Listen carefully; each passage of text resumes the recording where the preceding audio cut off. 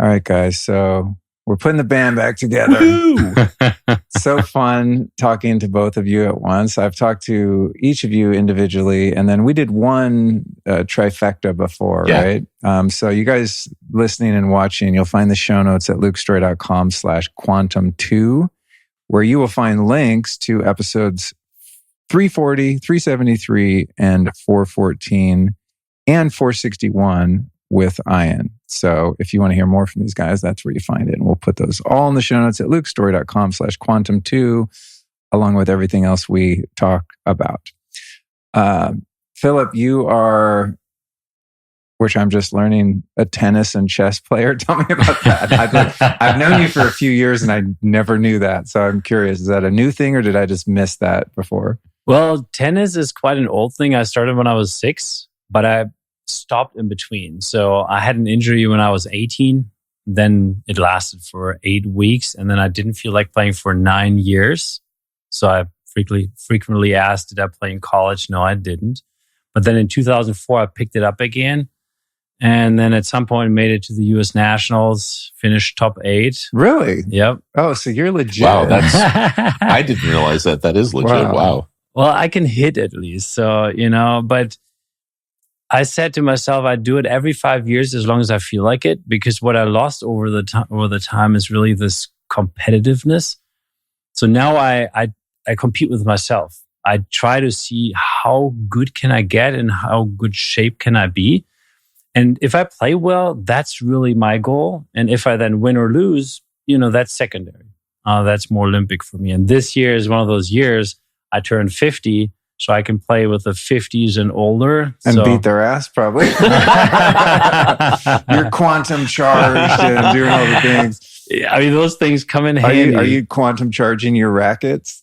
Yeah, indeed. My rackets are quantum charged. Indeed. And then I leverage the quantum upgrade booster and the Olympic performance frequency plus his Olympic RX supplement. Those are the things that I leverage to actually be in full mode. And it works. I mean, no doubt about it. That's cool. I like that distinction between competing with your opponents versus yourself. I think that's the one reason. I mean, I've never liked any sports, to be honest, but anything remotely related to sports, skiing, whatever, that I've done throughout my life is always what they would call individual sports, And I just thought that's because I didn't want to be a team player. But I think more of it is just, I don't like that sense of like, we're going to beat them. It's just doesn't fit my personality. But I like your perspective, of challenging yourself. That's cool. There are a couple of other athletes that, like Blaine McConnell, I know leverages kind of both of those technologies. And he does powerlifting, and he does, his handle on Instagram is Storey Pobby, and he does the most ridiculous lifts. Like he did a clean and jerk for a competition of like 400 pounds just straight up over his head, which, would break most humans. Wow. It's ridiculous. Wow. He's going for various world records, that guy. Yeah. It's different level. It's amazing to watch. And he's doing that. I mean, most everything he's using quantum upgrade. He's using the blocks. Yeah, he's making a big difference. I saw a video this morning of Lenny Kravitz working out. He's 59 and he's on one of those incline benches or decline benches where he's laying back on a bench, has a massive barbell in his hand, and he's like doing sit-ups and throwing it up in the air and catching it and going back down like big ass weights. I'm like, this guy is psycho. Like he's so freaking in shape. I mean, just for any normal human, but I'm like 59. That's a few years older than I, and he's just crushing it. Yeah. Goals. Yeah. I'm like, I don't get it. I don't know why he would want to do that. I don't know how. Oh, Lord. What about the chess? Yeah, so I started, I think, when I was 14, then stopped playing for decades, honestly. And I picked it up as an adult at some point, again, having fun doing it. This mental exercise, I like the game, the strategic part about it. I think I'm fascinated also by how old this game is, that it's been played for ages, frankly. And I just love it. So I don't always play it, but I love to play it. So sometimes the very fast, 5-minute chess that you can even play online. But I love the most if you're really sitting there with someone in person, you're just taking your time to play. Yeah. Yeah. I like watching the old guys at the park. You know, like sometimes in, I don't know, New York City, different places, you walk by and there'll be like a whole squad of old dudes playing chess. Yeah. You know? And a lot of them are great. Are they? Yeah. Yeah. I wouldn't know, but I just think, man, that's a cool way to like commune, right? It's a cool way to just spend time with fellows and not be by yourself, but also just keeping your brain sharp. You know, anything you can do that's challenging to the mind is good. All right. Now we're going to talk about my favorite thing in the whole world. And I haven't had an update from either of you on this, but I feel like I heard in the ether somewhere that individually you guys have worked with 5-MeO-DMT. Have both of you done that at this point? Yes. Okay, so that's all we need to talk about for the next 2 hours. But let's start with that, because anyone listening knows when I've discussed that particular topic, I mean, it's just by leaps and bounds the most meaningful, profound, supernatural experiences of my life, to the point where I'm like terrified of it at this point because it's just so immense of an experience. Like I think about it and I go, yeah, I should do that again. And then the ego is like, fuck, no, you're not. We're not going away again. So that's what happens, you know? So when and how and what was your experience? Actually, mine was recent. It was actually because of the stuff that Philipp had told me about it. I thought it was something that I would just try out because I actually wanted to go to Costa Rica and give it a whirl and just couldn't get it to line up. So I just tried it here. It's surprisingly not that hard to get your hands on, and just did it. It's for me, I think it was a little less impactful. It was a great feeling and it was interesting, but I don't think I had the standard experience. I did not lose my sense of self. The floor moved. That was cool. And I tried. I mean, I diligently tried. I took 3 with the normal handshake thing and then a much larger one. And then I tried to hold as much as I could possibly get. And it still did not have the same effect. I think there's actually, Philipp and I've talked about it, and I think there's something to kind of his approach of like grounding out with the earth and being in a different environment. Not to say that the environment I was in was fine, but I know that my experience was different. And it was great. I found myself laughing a ton, which I'm not shy. I do that anyway. I mean, you know, but it was different. I think at some point I'm probably going to bop down to Costa Rica and do it with Philipp, in a slightly different environment. But yeah, I mainly wanted to do it because I was kind of curious to see how much it would or would not take me out of my normal state. And it was just a curiosity because there's a lot that I've read about and experienced. When your states of consciousness hit certain points, they don't get knocked out as much, right? Like you can try, but again, like I said, the floor wiggled. That was awesome, but that was kind of the extent of it. So I think, you know, the next time I give it a whirl, I'll try again with a huge dose, ground it out on a beach, and do the whole thing and see if that actually takes me kind of out of myself. Because, you know, not that that's a bad space to be in. I'm pretty much, you know, in love with humanity, and you know, I don't really have any problems with that. So I'm in a good space there. But I was expecting to see something a little like, you know, shooting out of the end of the cannon kind of a thing, which is what I had heard from everybody. Yeah. And that was very much not my experience. That's so interesting. I've not heard that with that particular medicine. Yeah. But I actually thought that would be the case. Like, I just figured it would be like all of my friends, like all of you guys have said, you know, like it's like this. And so I thought, okay, let's check it out. And it just wasn't. I have witnessed a couple people not experiencing the full send, just from, you know, being in the space with people. But in the times that I've seen that, maybe 2 or 3, they just didn't take a very big hit, right? And that's fine. I mean, not everyone wants or is ready for like the full dissolution of all reality that can happen.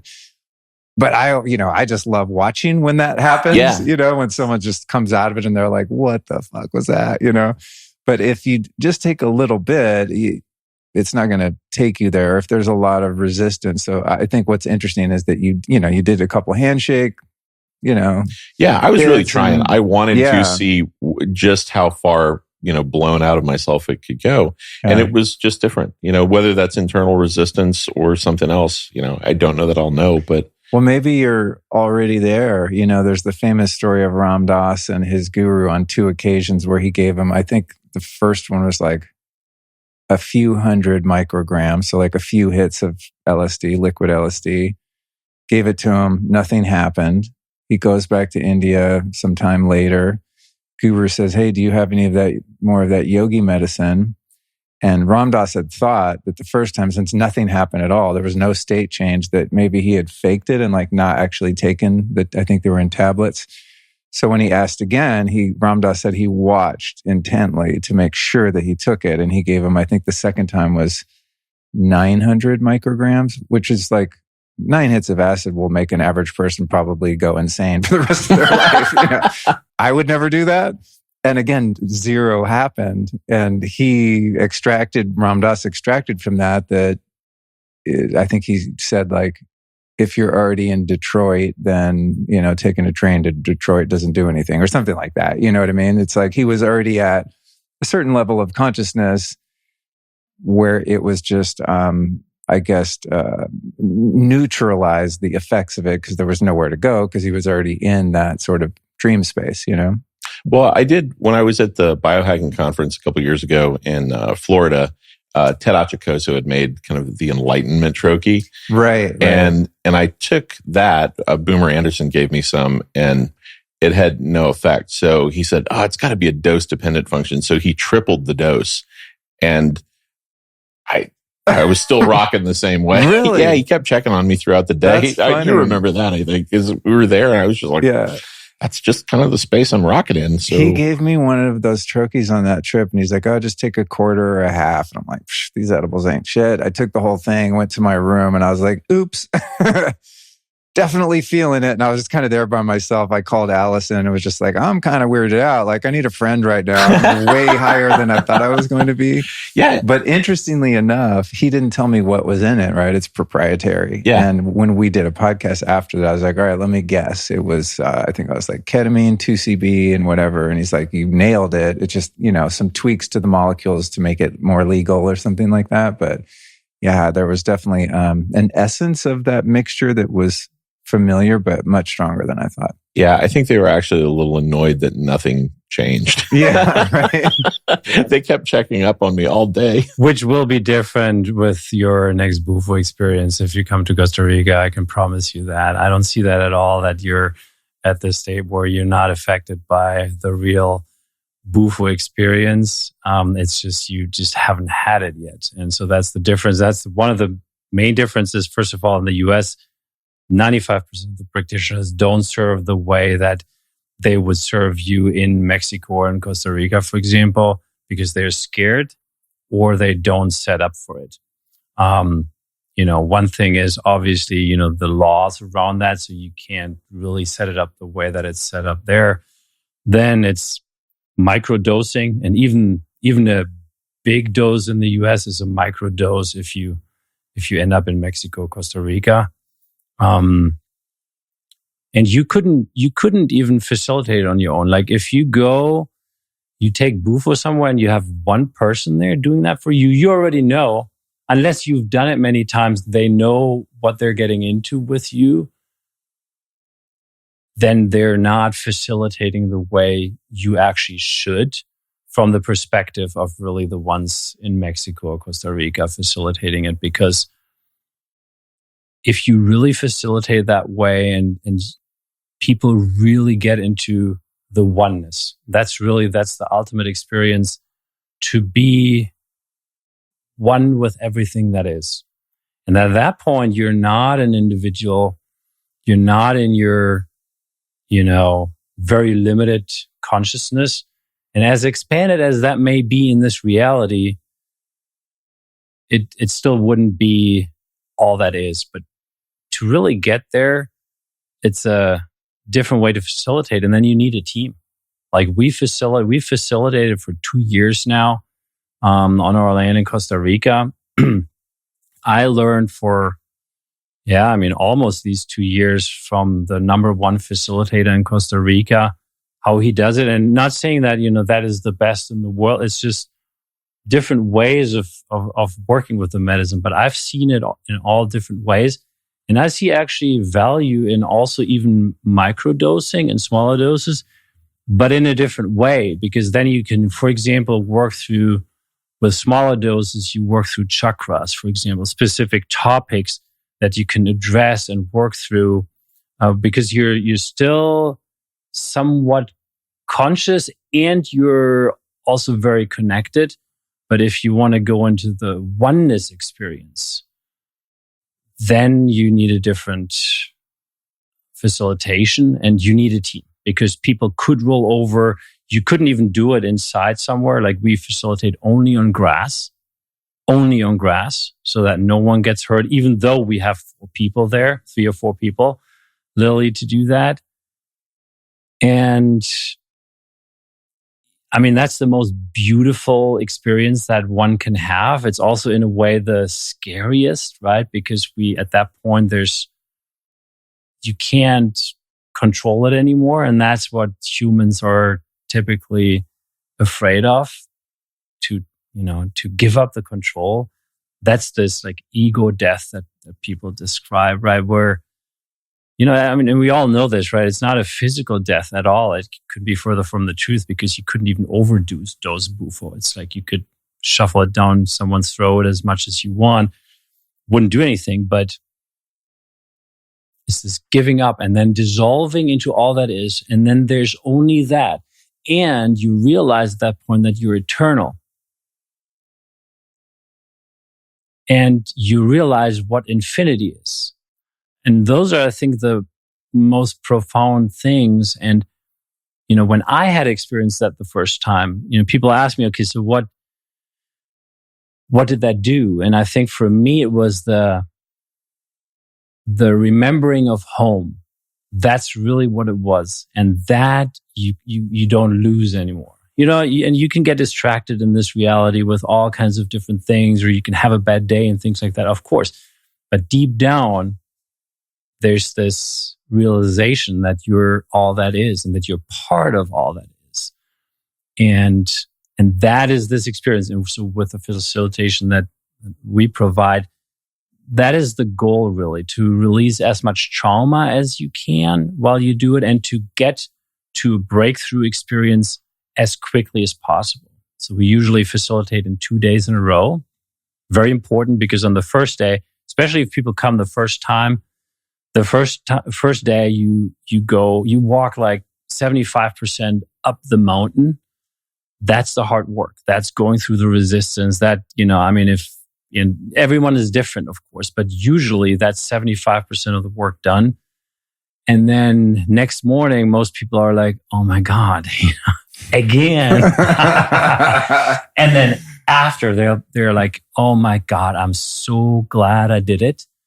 Right. And you still, even after 2 days, not everyone has been there at the breakthrough experience, because you have different situations, right? You may have, especially very addicted people that have done lots of medical pharma abuse and smoked weed all the time and all that.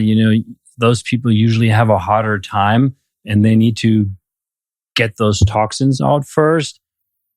But I would say like 80% of the people, they'll have had a breakthrough experience after these 2 ceremonies, basically. Did you have any physical changes afterwards? And the reason I ask is our mutual friend, Todd, we're all friends with Todd. Todd, he told me afterwards it was the most profound experience he's ever had in his life. And Todd's an ultra marathoner. He runs like 100-mile races. He dropped 50 pounds. Which I honestly don't know where he had 50 pounds to lose. Right. But seriously, it was profound. Is he 2 feet shorter now? Right. When he came back, it was just remarkable, because after he was out there with you, he just said this was the most profound thing I've ever felt. Yeah. Yeah, because there's nothing to it really, right? If you can remember that also, and that really happened for him. So he realized that, and then he, coming back. Also, you have so much gratitude, also to be able to live this life in this reality, and you're not, frustrated about all the things that are happening. You're actually, wow, I get to live this, and I want to live it to the best of my abilities and do the best I can. And whatever I really want to do to be happy, I want to do that. And obviously he realized certain things where he was on a track that didn't really resonate with his true essence. So the true essence really came out and then started to overrule some of the things, he lived his life up to that point. I think that's what happens. And that's what Bufo does in the end of the day, right? So, I'm always often asked by people, especially that have no idea about any of this, it's like a drug or something. And, for me, it's a huge difference, right? Between weed, any type of like MDMA or whatever. Usually, especially when things are used in a recreational fashion, it's used to either have just a great time and just don't worry about it, I'll just have a great time, or to run away. And that's, I think, the most frequent use of all those drugs, to run away from yourself. You can't face yourself. There's stuff inside that's so hurtful that you can't face it. You need to be in a different state. And then you take that stuff and you feel good, which makes it worse, right? Because you never solve what's inside. Bufo actually makes you go inside, and there's no other destiny other than your true essence. So you're getting closer and closer to that, and that's really what it is. So if someone has fear of doing that, that's just the fear of themselves. Totally. Yeah. That's the thing I run into. It's like part of it's following intuition and wisdom of like, what is my motive? If I hear about it in the periphery, it's like there's a part of me that's like, oh yeah, I gotta go do that again. But there's always a louder part that's like, hell no, we're not doing that. And the part of it that's like, hell no, is maybe a little wisdom and intuition, but mostly the ego just going, we are not letting our guard down again to that degree, because there is such a disintegration of the entire persona and intellect and ego structure. It is just annihilated, at least for a few minutes. I mean, maybe it's 5 minutes or 10 minutes that you're in that space of totality. And then the in-between phase of like when it's kind of wearing off for the next 20 minutes or so, then for me, like what has happened is the persona starts to sort of reestablish itself. But in the interim, there's a cognitive awareness of ideas, healing, things to work through, realizations, where there is a me that's the witness observer has joined the conversation again, but there's still magic happening, but in the initial blast, it's like there's no you there to even experience it. That's why you go deaf. I remember like in the couple ceremonies, they would hit a drum, right? They'd play a song, you do your prayer, you take the hit or a couple, and then they start hitting that drum. And then afterward they go, did you hear the drum? And I'm like, drum? Drum? I wasn't hearing anything, But I love what you said about experiencing yourself as eternal. And I think one of the biggest takeaways for me in the experiences I've had with that particular medicine is a much less tight grasp on the world, right? On the material, physical world, and also on my fear of death, and that I need to like cling to this body and this experience that I'm having. There's just like a looser relationship with all of it, looking at the problems in the world and politics and all the things wrong with culture and society. It's just kind of like, just do good. Just do good. Just keep doing what I've been doing, which is be the best and most moral, loving person I can be. And there's like 99.999% of everything else is totally out of my control, and it's kind of nice to know that. But to Ian's experience, the first time I did it was back in LA a few years ago. I had the full send, but it was almost the magnitude of that experience, I think, was so big that I didn't really, and I'm not saying this is what happened to you, but I didn't even get it. Like I left, it was at my friend Harry's house in Venice, and, it happened. It was beautiful. There was a few of us that kind of went in turns. So it was beautiful to witness people's experience, and they were so diverse in how they reacted to it. I remember Harry the healer, he's been on the show. He's a psilocybin shaman. He took the hit, he laid back, had the biggest shit-eating grin, and his body just undulated in waves. He was just in complete presence and peace. And one of the other people there got up, was looking around, freaking out, It was really trippy. And, everyone had their own thing. But then I got in my car and drove back, to the east side, to the Hollywood Hills. And it was kind of like, whatever. I didn't get it. It just was like, I couldn't contextualize it. Whereas the subsequent times after that, I think I had an awareness that, wow, I was just in a really rarefied state. And actually had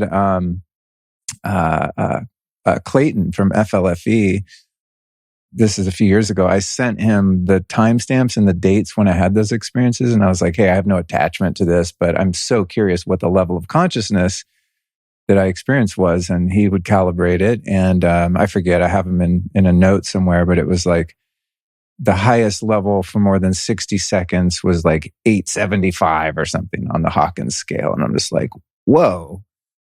Well, how can you experience that even for 60 seconds and not have your life completely change? I think that would completely change your life. There's, people have meditated and been devotional for lifetime after lifetime after lifetime and never even experienced that for a second, So that was a really interesting part of it too, to get kind of empirical evidence in terms of what actually transpired and why the magnitude of it was almost too big to even hold. It's like, how do you even integrate that, I think that's actually one of the hard parts, is integrating. When your consciousness spikes through periods like that, the integration is harder.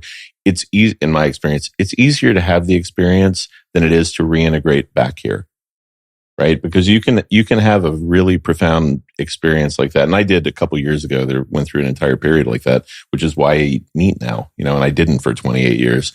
And then in order to kind of ground myself out so I could stick around, I started eating meat.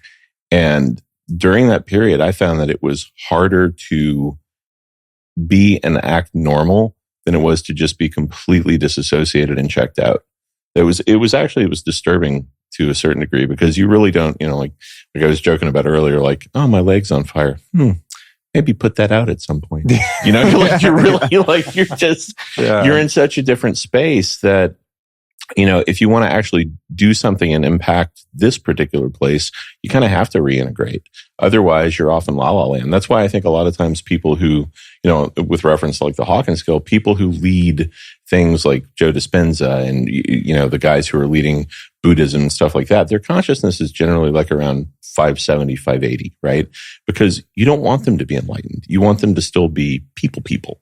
Right? Because once you cross that threshold, it's an entirely different experience. Right. So you might sell all your shit and give up your career and family and literally go live in the woods. Yeah, literally like Hawkins, right? He had the largest psychiatric practice in the US and he bounced. Right. Moved to Sedona and lived in a little, a truck. One. Yeah.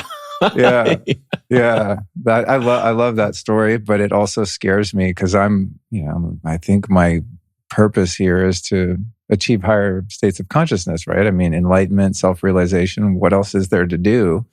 But yeah, it kind of scares me if you do hit that point, because then you lose all attachment to all worldly, drives, and you could just wander off. But it doesn't scare me at all anymore. And I actually do not agree that would happen. That may have happened with some people. Yeah. But really and it's a great point, because you say you lose the attachments, but then you start to play. You start to play more, and you start to just live out of the inside. Whatever's in your heart, whatever's in your impulse, you do that. It's not that you can't do that. And the more you're already tuned in, the less actually anything will change, because it's not, you love what you're doing. For example, right? I mean, that's what I'm assuming. If that's the case, then if you have these deep, profound experiences, it's not that next day you'll be like, oh, goddamn, I'm going to be a monk now in Thailand and sit at the lake every day and don't do anything. It's just not going to happen because we start already to live from the inside. And also things have shifted so much on Earth. One of the reasons why Power versus Force needs to be rewritten, as amazing as Dr. David Hawkins was, he could not foresee at the time, and probably no one could really foresee at the time of the writing of the book, what would happen on Earth now. And actually since about 10, 15 years, because Earth became a conscious creator. That was about 10 to 15 years ago. What does that mean? When I say that, it means that Earth literally broke out of the limitation of in that most humans are still in, where you're very focused just on this, I'm just a thought and a body, right? That's what I am. Once you get into the higher levels of consciousness, you start to expand and realize the vastness of everything. And Earth broke through that already at that time. That literally lifted the chains that the whole environment here had. So when Hawkins looked at it at the time, he, for example, said one thing that's absolutely false nowadays, that a human could just increase their own consciousness level by a few points, 15, 20 points over a lifetime. And yeah, that's a whole lot on a scale from 0 to 1,000. It's just simply false nowadays. It was great then, it was valid then, but it's not anymore. Also, the level of 1,000 on the Hawkins scale doesn't exist anymore. And everyone that believes that or wants that to still be true is living in a concept, in a construct, in just a theoretical construct, and is not living in the energy that is. And the energy that is that on Earth right now, there is no limit anymore. It's also not at 3,000 or 4,000 or 5,000. It is literally unlimited now, because that's actually what consciousness is to begin with. It is unlimited. And with our brain, with our 3D mentality, we cannot comprehend what that even means. But it literally is infinite.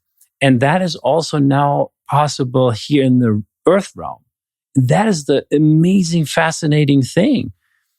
When we come out with new levels of consciousness, stuff we come out with now, a year ago would have blown people away, like literally blown away, and we couldn't have done it.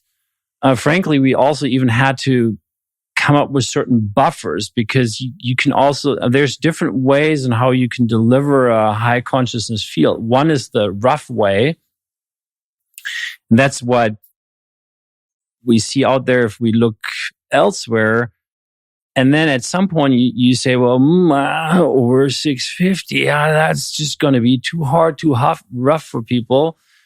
That's like, you're jumping from, 10 feet into the water, it's still soft. Now go up 100 feet, it's going to get hard.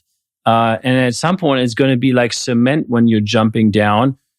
So you wouldn't advise anyone to do that. But what if you could build a buffer that actually you still drop in the water as if you just dove into the water from like 6 feet, right? So that's what I'm talking about. And so these levels of consciousness are possible now. We're waking up as humanity.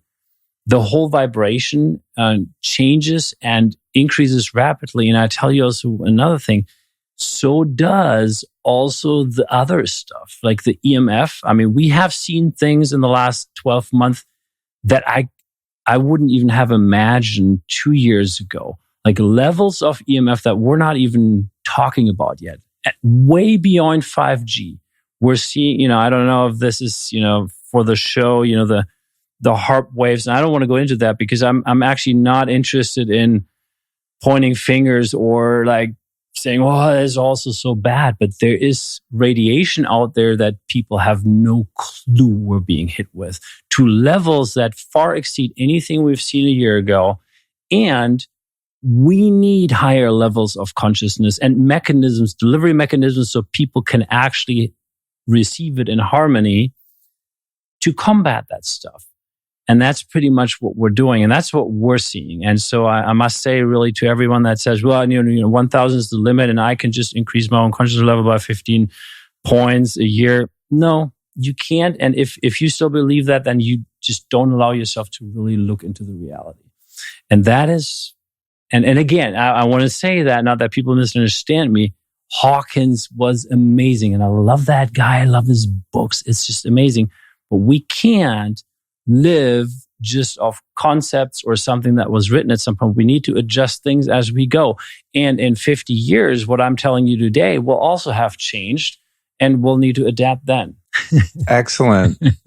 I wonder, Power versus Force, I think, was written like in the early 90s or something. I mean, it's an older book, and it's like my least favorite of his books. I mean, it's a good intro, but it's very, it's much more kind of intellectual than some of his other work, I think, just because he was presenting his model and he wanted it to be validated and such. But some of the other writings are books that, like, it's taken me years to even grasp a paragraph, right? Like what's the eye? The eye of the eye. Yeah, the eye of the eye. I mean, I had that book for years and I can only read a couple sentences and be like, okay, brain's full. It's like, brain's full. That's a good way to put it. It's a good way to like gauge your progression though, I think, because now I can read that and actually understand and embody a lot of it, right? Some of it's still beyond, and I'll go back to it and be like, oh man, I totally had a really superficial understanding of this concept. But to your point,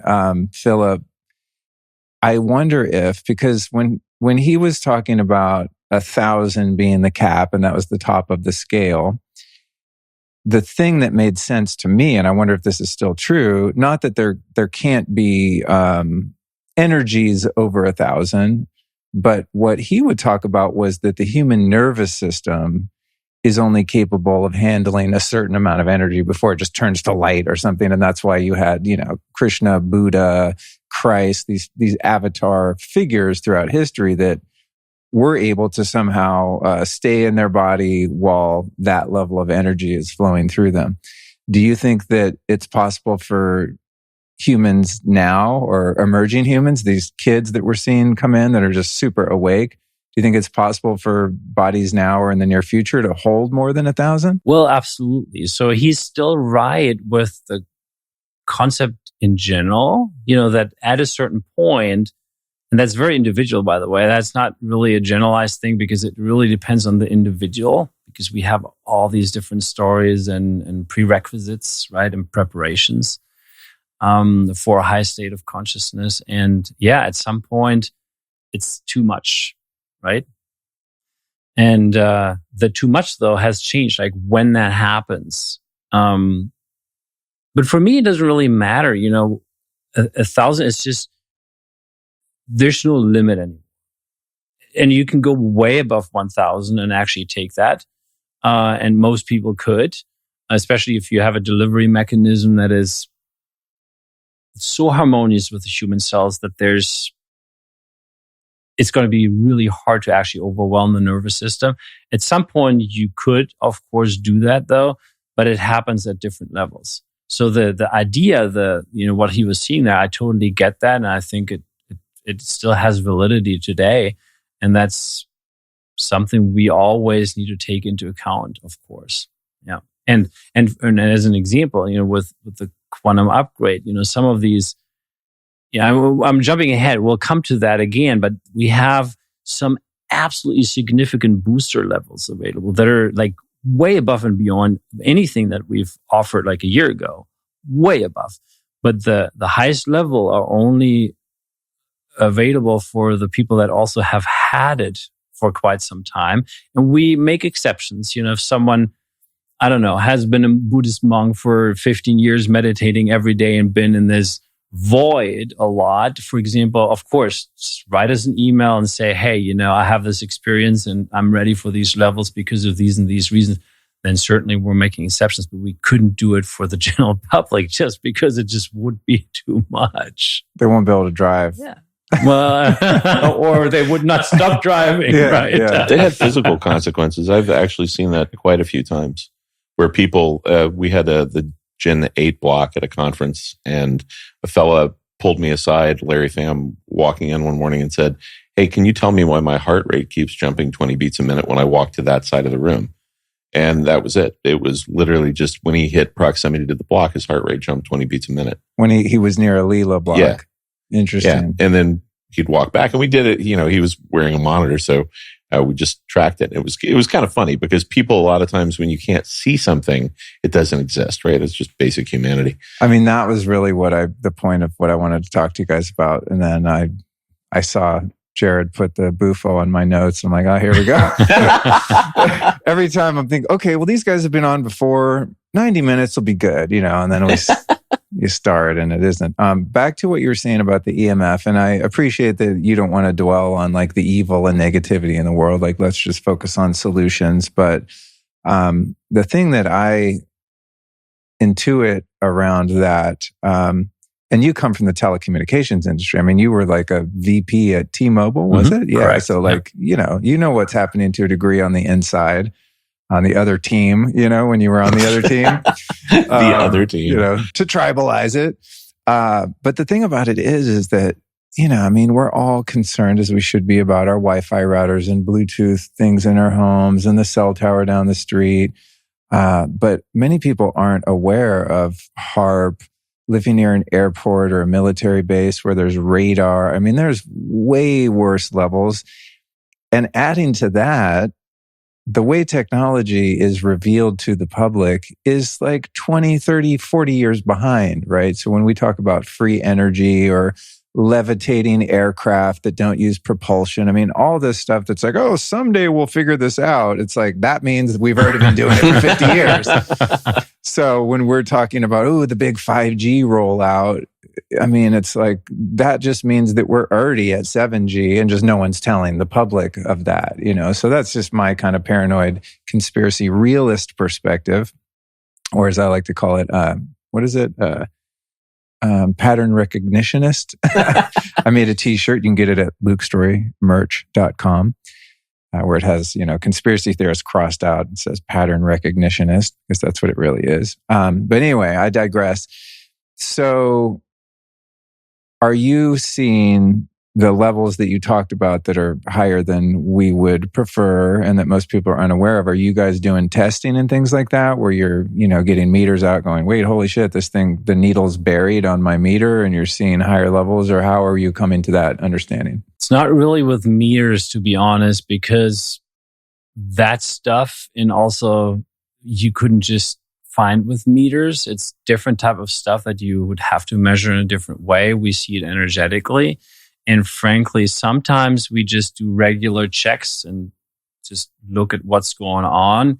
And in some cases, we bumped into that because of very individual work. Like there were 2 instances actually that happened over the last 7-8 months. One was in Germany where someone reported, and that was actually a lady we worked with. She's in a clinic that was doing some testing with our technology, and reported some amazing stuff and all that. And then she reached out and said, something is going on in my clinic and I don't know what it is. And can you guys take a look? So we took a look, and what was actually happening is that underneath her clinic, and in that case, we did the session with Roman Hafner that I talked about before in the show. They call him the Wunderkind in Europe.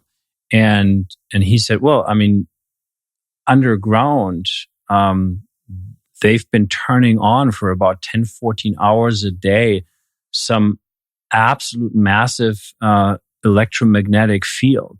And that is what is overpowering everything. And it's you get a headache and things like that. And then she said, damn, you're right. I mean, and then he even said since when that was happening, I don't know, it was like maybe 3 months, 4 months, something like that. She said, damn, yeah, that they've been working on the subway actually since that time. Oh, wow. And so she actually knew something was going on, but didn't know that it would turn on these things. So that was one thing. And then we looked at what it is actually and what could be done actually, how, at what point and at what level this would be completely neutralized, right? Not that only it is partially neutralized, but fully neutralized. And then we had an instance with someone in the US that was a customer that reached out, and she said, I don't know, she went to some healer, and that healer told her there's like some crazy radiation going on with her, and but that healer didn't know what to do, right? And so she reached out to us, and well, she was a customer, and then we said, okay, we don't do that with everybody. Sorry, it's not possible because it takes a lot of time, right? But again, went in, and that was indeed HAARP. She lived literally within 1.5 miles from a HAARP field, and no clue where that is. We also didn't really look deeper into but it was in a living zone. Like, it's not like she lived like next to a military base or something. So that may also have been underground or something like that. But it's something that was overpowering the regular infinity block that she had. And that would take off maybe, 40% of all those issues and 100% of the regulars. Right, yeah, whereas you have an upgraded one, though, that is already way more powerful. She didn't. And then, we had literally to check, okay, so what does it need to be at? What level does it need to be? And we even saw additional features that it would take to neutralize also that level of activity.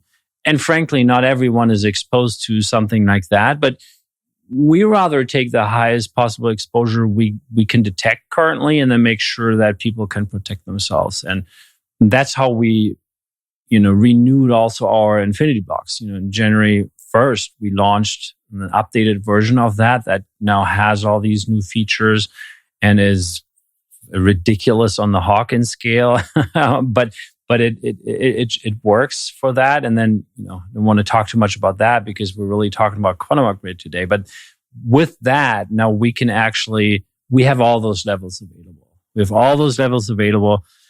I think you can go to up to 1,100 on the Hawkins scale on a regular level, and booster is up to 2,200. That is what's possible for the ones that have been there. So you would have access to 2,200, for example.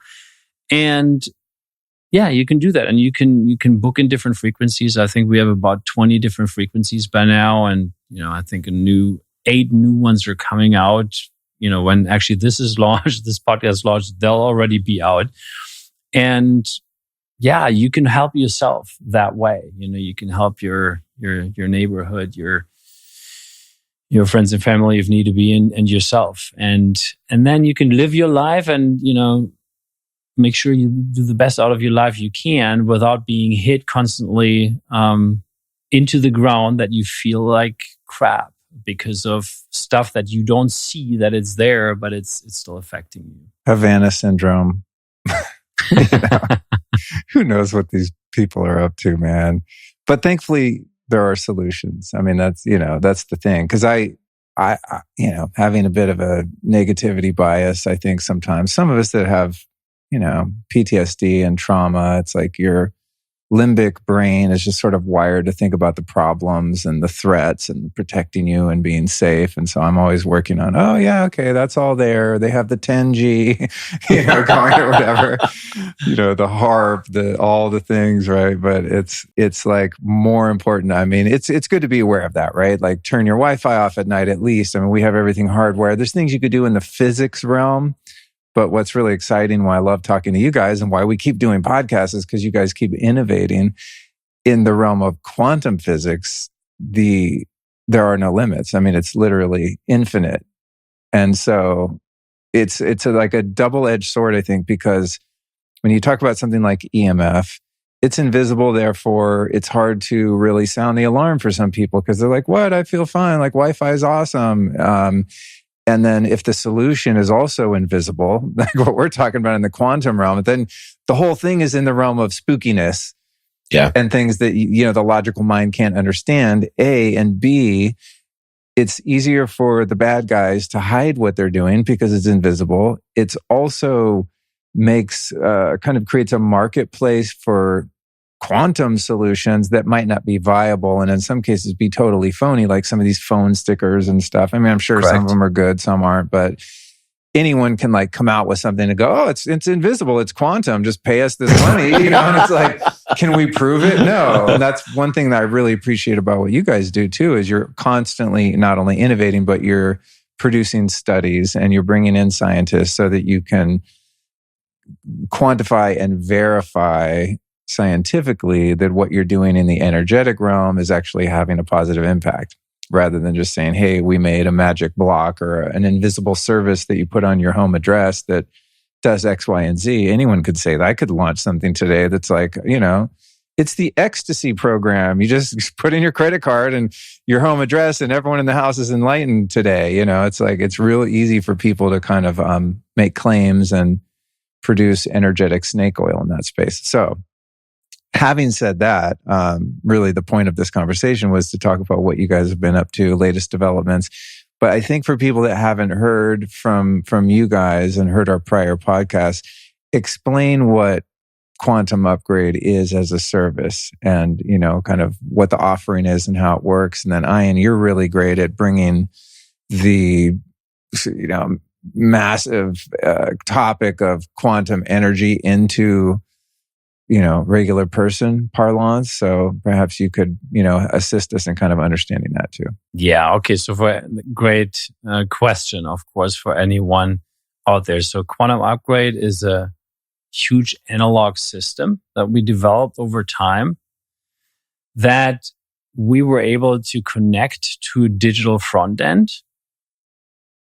So that analog system meaning there is a piece of technology somewhere. There's technology out there that is not digital. Why is that important? Because it can't be hacked.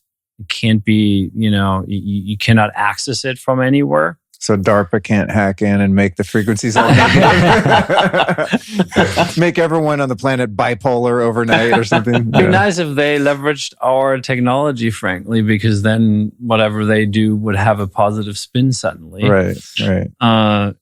Yeah. So that's why I mentioned that it's analog, and then digital front end. Why is that important? Digital front end means that on your phone, on your laptop, PC, you have a web application basically, and you can set different levels. So you can, first of all, you can book the quantum upgrade for yourself, for your pet, for your business, for your home, for your car, or for your phone. We have all of them.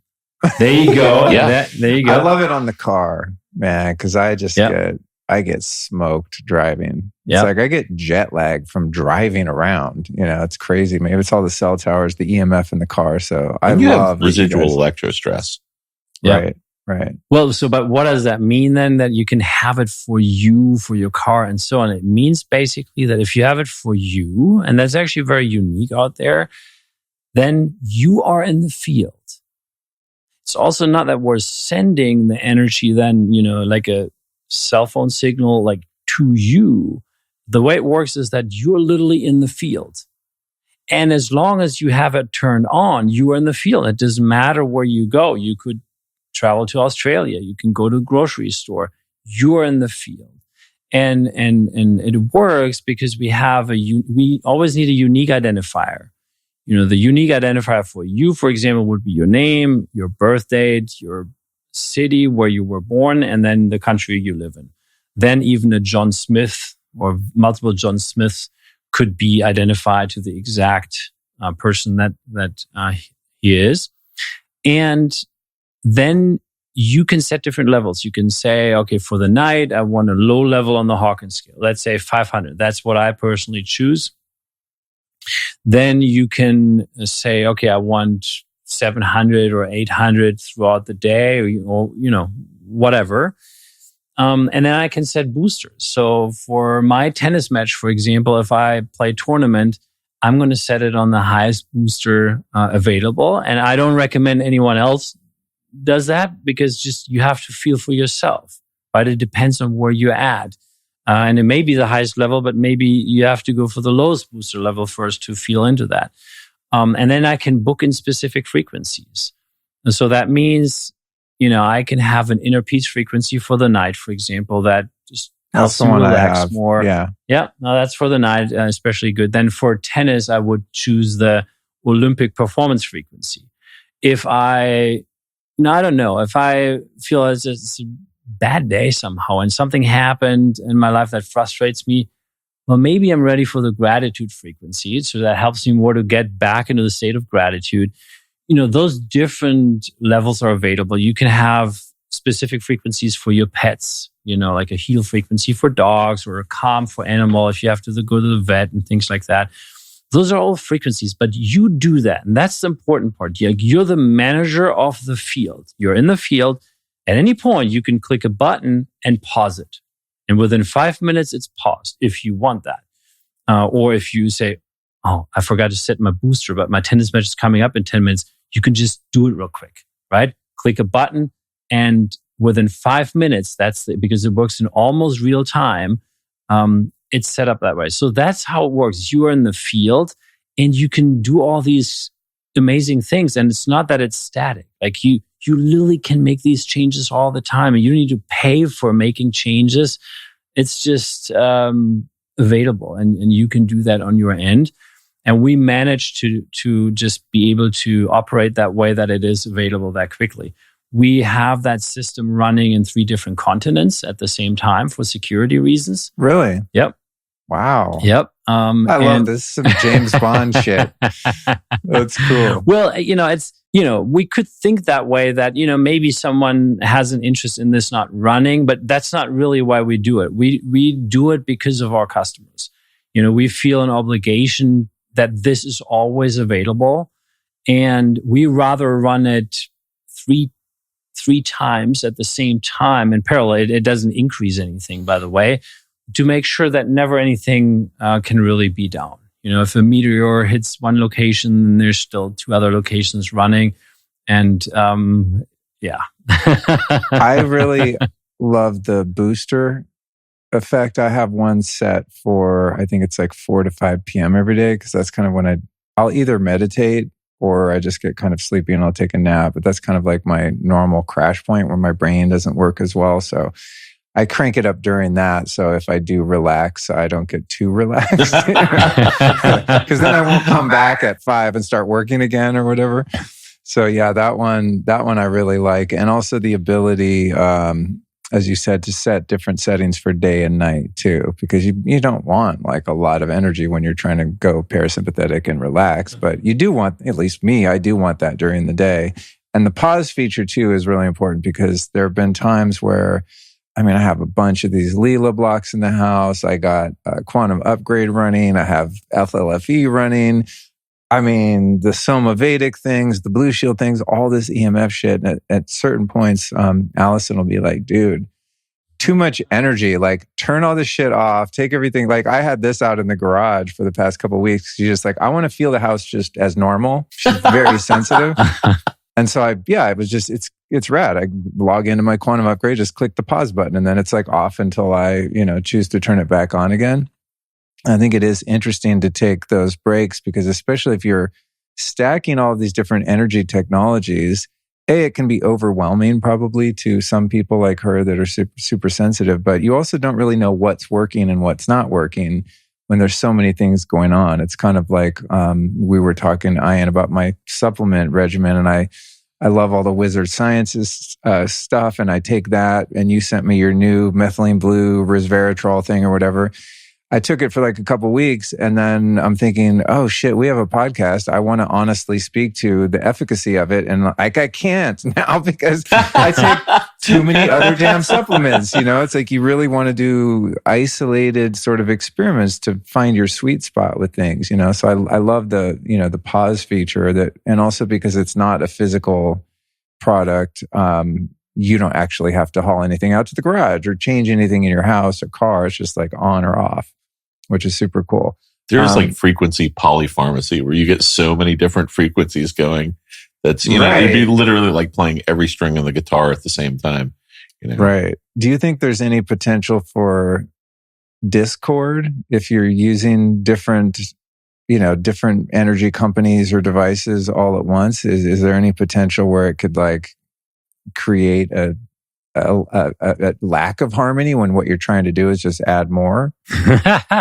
So, I don't want to step on anyone's toes, and you have a lot of other great people here on the show, so I'm just not going to comment on this. I personally think if you have the one with the best energy, that's what you should go with. And then also, if that neutralizes 100% of the negative effects of EMFs, you realistically do not need anything else, frankly, right? But it's everyone's choice, and I also don't want to make recommendations. But it depends then on how good that other technology is in terms of its energy and consciousness level, because it may just remain as a signal that doesn't have any real value. It doesn't really do anything, but it also doesn't hurt. So let's say if you have FLFE on, it literally doesn't add anything, but it also doesn't hurt you. There's no negative interaction because it is good energy, but there's nothing you gain from it. But then if you have something that's also more in the electromagnetic spectrum, for example, then that may create a stress signal, frankly, right? I wish there was a way to test that, because I have these Blue Shield devices, these scalar wave generators, and I know they work for EMF because I learned the hard way of having radiation sickness. Didn't know it. Told the story many times, so sorry for listeners that are like, "Oh my God, this fucking cell tower story again." But it's a cool experiment because it was blind placebo. Because I didn't know that's why I was sick. I didn't know that I was living next to these cell towers, and I got the Blue Shield thing just because I was like, well, I mean, there's ambient EMF living in LA, so of course it's going to be good. My symptoms got way worse when I put it in my house for about 2 weeks. I called them, was like, what the hell? And they're like, yeah, dude, you're detoxing because you're finally parasympathetic when you sleep. And then those symptoms went away. Then I felt better than ever. And then I found the cell towers next door. So I was like, this freaking thing works 100%, because there was no potential for placebo because I didn't know that's what was wrong with me. So therefore, the thing that fixes EMF wouldn't have that effect. I forgot about it. I just put it in the corner, plugged it in, and that was it. But now they've come out with these multi-band scalar generators, and they've advanced since those the early days, and they're quite powerful. So I've had those like more than you need plugged in at the house at the same time as the quantum upgrade. And it's like, I believe you guys.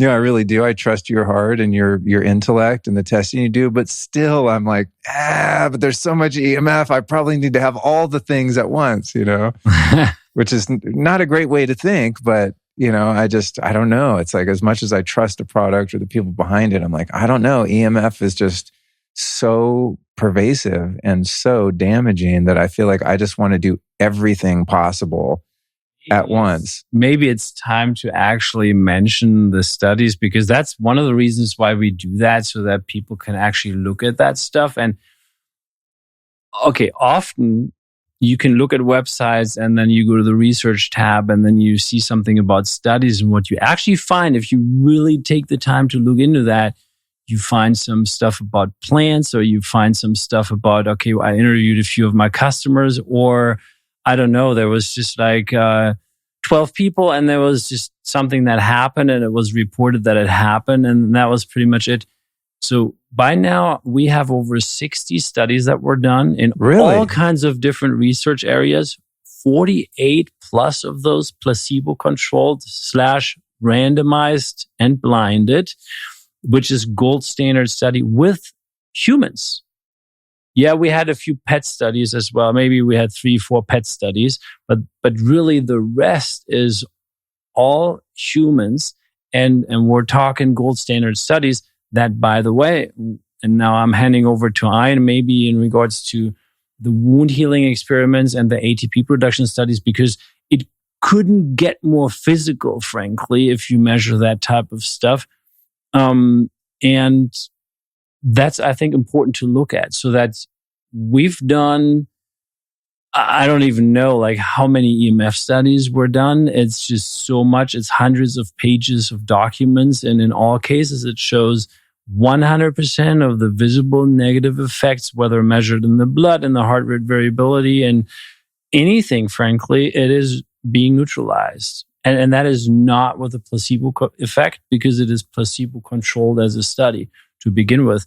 But we went now way beyond, right? Because the ATP production and wound healing, that's way above EMF, because I mean, that's for me, that's yesterday. Like that's the little nice, great side effect of our positive side effect of our tech, that it just takes care of EMF. You don't need to worry about it, but it can do so much more than just EMF. Yeah, that's one of the things that I think is fascinating. I mean, you guys know me, but probably my fave thing is quantum biology, because it's really, for the past decade, people are finally starting to grasp the idea that, turns out quantum effects aren't just something that happens at absolute zero in a controlled laboratory environment.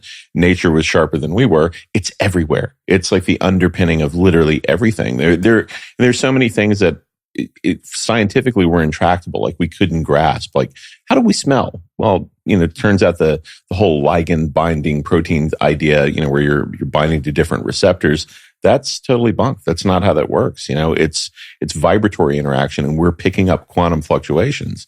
And there have been a lot of books written about it, and it's becoming almost accepted. It'll probably take another generation for kind of the old guard to die off, that's just how it works in science, right? It takes a while for new concepts to come into fruition and really kind of see the light of day, because the guys who wrote the previous books don't want to relinquish control. And it's more of an ego shot, I think, than going, turns out we were all wrong. Whoops. Because that's how science progresses, right? Is in a perfect world, you do the test, you find something that's anomalous, like we've done so many times now, and you go, well, damn, that's not at all what I expected. Like in the case of the wound healing experiments, which are phenomenally cool, we've done it 6 different times. One of those I discard because there was a problem with aberrant cells, and that occasionally happens. So we're using human dermal fibroblast to mimic basically like a wound, and we figured out how best to run this. Well, we'll grow the cells to confluence, which just means that they coat the entire surface of a dish. And then we'll actually put very precise cuts with markers on them, and then put them under a really high fidelity microscope so we can look at it and get really zoomed in and see exactly how the cells grow, and then do time points. And we've done that over and over, and every time it makes a profound difference. I mean, literally, the low end was like a 50% increase to the high end, twice as fast, like 100% increase. And when you see that over and over, the professor that we had doing those at first, it's great now because he's done this 6 times. So he's very familiar with it, and is expecting to see the positive results, because now we all are. But initially, when you bring something to someone, you say, okay, so it's blinded. They don't know. You don't know. I'm going to be the only person who has the data here. And we're going to do it on just random cells. And they're like, whatever. They put the cells in the incubator. They think the cells are going to all grow at the same rate. And then in this case, the one I'm thinking of, the 2 dishes of the 4 completely outpace everything else to just a profound degree. And then you do it again, and then you do it again, and then you do it again. And to keep everybody honest, only one person actually knows. So it is blinded for both sides of the equation. And then right before we, analyze the data, then I would say, okay, and this is, these are the cells that were affected. And then you look at the data and you go, wow, that's crazy. But every time. And so in this experiment and the other studies, are you directing the quantum upgrade energy to those Petri dishes or to that area of the lab? Like, how does it work? To those specific dishes. Oh, okay. Correct. And that's what we then do, but we have no clue where those Petri dishes are. We don't know of any other ones. Are they numbered or something? How do you establish a unique identifier for them? Yep. Great question. So in that case, it's a picture, because, okay. And that actually works well in this specific regard. So the specific Petri dishes that would need to be in the quantum upgrade, we get pictures of those, and we have no clue. I mean, we just get these pictures. We place it in the system, crazy, dude. And then we're just being told, okay, so now in 5 minutes, we're ready so that measurements can be taken, everything. So please place it in the system. We place it in the system. And it's funny because I know it works. And of course, I mean, we've done it so many times, but it's always like, wow, you're like a little kid, waiting for Christmas to happen. And you also, maybe I don't get a present. Maybe I don't get a present. You know what I mean? So and then you're waiting, and then a few days later, here's the results. They're coming back, and again and again and again, the same thing happens. Randomized and double blind. That's important. Yeah. And in just full disclosure, this is something that I receive no financial benefit from this. To me, this is something that I've done for years because the technology needs to be out there. People need to understand this. And so for me, the way to keep this, and we talked about this years ago, the way to keep this the most honest is for me not to have any financial relationship, period. Right. So I go in and I contribute with the guys that are doing the research and the testing, but that's one of the problems. I mean, if you go back and you look at Harvard and sugar, right, there seems like perhaps maybe an issue if people receive a lot of financial compensation that they might sway the data. Just saying, not that it could ever happen, but to be completely upfront, just like so if you look at the studies on fish oil, that's one of the most corrupt areas of science, right? If you start following the paper trail, like who owns what, who paid for the study, who's selling the fish oil, because that's one that is like still, and thank God I got to, I think, truth of that taking fish oil is not a great idea. But it's really hard for the people that believe in it because they can point to all these studies. But then if you look at what's behind the studies, they're all bunk. Well, it's like the American Dairy Council providing educational information for school kids. Ice cream is a health food. Sure right, yeah. And the food pyramid, remember the food pyramid? Oh, yeah. It was like, eat 90% moldy glyphosate sprayed grains. Yay. That's awesome. Like, don't eat any meat or organ meats, especially, it's just like crazy, dude. A friend of mine one time told me, if you want to understand something, follow the money. And for me, if you want to see pure, unadulterated, clean, honest science, make sure that there's not a financial interaction. It's the easiest way to keep it clean. See, I didn't know that. I figured since you've showed up. And everyone does. But that's the thing is, I believe in the technology so wholeheartedly because it helps people. It makes a huge difference. That it's not, you don't have to get me off of High Center to show up and do something like this if it's going to help a lot of people. I mean, it makes a difference. People who have EMF stress, people who have physical ailments. And I've seen the studies. I've seen it firsthand. The effects are profound. So it's really easy when you want to beat the drum. Like I cannot tell you how many people I tell about this because I want to beat the drum for what Philipp is doing as loudly as I possibly can because it will change the way people function. So to just reiterate that for the listener that may not have grasped what Ian said there, because the cells, they were stretched with a laser. You have a control group and you have a treated group. And the set that was treated always healed faster. The very, very low end, and that was almost like an outlier, was at 50%, and the rest was rather around the 85%, going up to 100%. But even 50% is huge if you think about it, because we're talking about actual human cells and what that means. So you're injuring the cells with the laser? Yep. Okay. Yep. And then, not us, right? That's the professor doing. Yeah. But the ATP production study, I think maybe I'll leave the stage for you again here, because ATP production, and I say as much as that, I'm not an expert in that, but that's the currency of our body, right? We can live without food for a while. We can live without water for less. And if we don't have ATP production, we're pretty much dead. And that is what we need, whether we want to play chess or tennis or yoga or anything, or just be here in the podcast. Or breathe. Yeah. Or breathe. I mean, that's why we're all taking all this methylene blue and NAD and stuff, right? Yeah. But that there's something you can do completely non-invasive with a press of a button. And take it away, because we're also here talking about randomized and double blind and statistical significance. It's not that it was just like one cell that was charged. So no, in the lab, in a randomized double blind setup, we were showing instant jumps. And this is what's really amazing. So normally you end up with something, when you see variability, it's stochastic distribution is the term. And so you see just kind of a normal distribution curve. These things, the moment the quantum upgrade would kick in, they would jump up like 20 and the peak was 29%. So the cells start outputting 29% in more ATP instantly. And we're doing literally hundreds of thousands of cells, and we're running a thing called cell titer glow on it. So we can see the only way it fluoresces, and you can see it in the luminometer, is if it's actually outputting ATP. That's the only way that works. And those kinds of jumps are just the first time you see it, go, okay, wow, that's different. And then, by the fourth or fifth time you've done it, you're like, yep, well, this is just a thing I think I'm just going to keep on all the time, because you just function more effectively, right? And I'm a big proponent. I mean, I have my own things that I make and they work in accord. And I'm a big proponent of trying to produce things that are going to legitimately move the needle for people, because there's plenty of stuff out there that does fuck all nothing, right? And unfortunately, that's the case with a lot of things where you see drops in like, oh, we've made a sticker that's going to make you enlightened. Sure, right, whatever.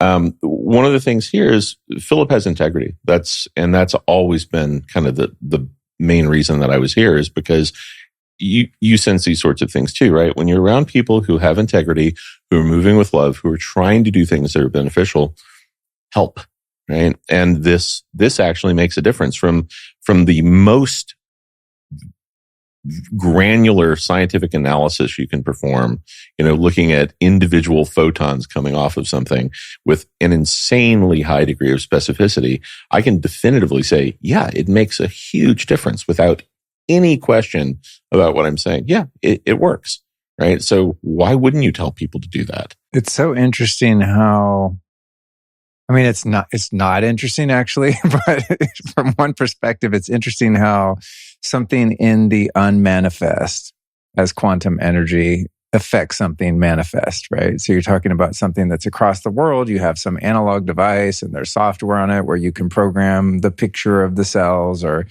a unique identifier, make the thing go. It's all invisible, impossible to prove. Yet on the other end of that, in the realm of material manifest particle, the wave is affecting it. And that you can quantify, which is that's super spooky and interesting. Yeah, it's beautiful. For me, from a scientific perspective, it's beautiful because that's the new boundary of our understanding, right? 150 years ago, it might have been, magnetism and, looking at what, Faraday and guys like that were doing, because the same thing applied then. They could see the effect, right? Like I can see the effect. Can I definitively say what specific component is being affected? Personally, my take is consciousness. And because I don't actually subscribe to the idea that we are physical beings, we have a brain, and hence we manifest consciousness. I think the epiphenomenon actually works in opposite. Same. I think we are a consciousness who then manifests a physical form, and hence the rest of everything is expressing because of that. And it's very easy to solve a lot of biological puzzles when you approach it like that. It's almost completely intractable if you approach it from the wrong side of the equation. You just simply can't do it. It's like trying to climb a mountain by saying, simply jump to the top of the mountain and then you're good. It's never going to happen. So true. So true. Yeah. And thinking about just impact, right, that guys like you two are having. To me, everything in our society, everything that we face that are problems and challenges are all downstream of consciousness. Yeah. Right. They say, I think it was Andrew Breitbart who famously said, politics are downstream from culture. Now that's really true, right? Because our culture and kind of the consciousness of how we roll is going to inform who we put into power and what they do. But even beyond that, what's informing culture? The consciousness, right? It's like that's everything. So it seems like if you want to solve problems in the realm of gross material space on earth, people, things, the way in which we do things, the things we build, the things we tear down, all of that, it's like really futile to try to affect it from matter versus matter. But if you're each one of us, I know we're all doing our spiritual work. I mean, the work with plant medicines or whatever, however one is doing that, meditating. It's like as each of us works to elevate our own consciousness, those problems are naturally going to be solved eventually and sometimes quickly because they're all downstream of each of our own hearts and minds and how we're moving in the world and the level of love that we're able to receive and express. And it's kind of, to me, like nothing else really matters other than that. Well, they're important. I mean, I think there's a physical component that's critically important because, if you can't just say, well, I'm going to have a quantum card for food and never eat again. Now, not to say that some people can't, because some people definitively can do that. Anybody who's questioning that statement, just look up Therese Neumann, right? Very well documented Catholic saint who neither ate nor drank and just hummed along ducky fine because she was pulling energy from an entirely different source.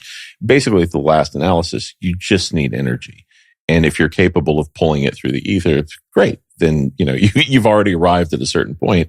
That's golden. But for the average person, I think the kind of things that we're doing are impactful because you can put your food in a block. You can walk around with a quantum upgrade on. You do all these things to modulate physical things and physical activity. I work a lot on biological systems because I personally feel if I can fix someone's physiology, then I'll affect their mindset. And then that will start a positive feedback loop. But it's very hard to have people be kind and be good who are in broken organisms. True. Let's talk about EMF again. I get a lot of questions from people about my recommendations and so on because I'm so obsessed with this topic. Because I think so many people are hung up on food and other stuff that, it's meaningful. But if you're sleeping next to your Wi-Fi router, I don't care if you're paleo, vegan, whatever. I mean, it's pointless. And the blue light, another, EMF. But the questions I get from people are often around, oh, and by the way, you guys, for anyone listening, I have a free EMF course.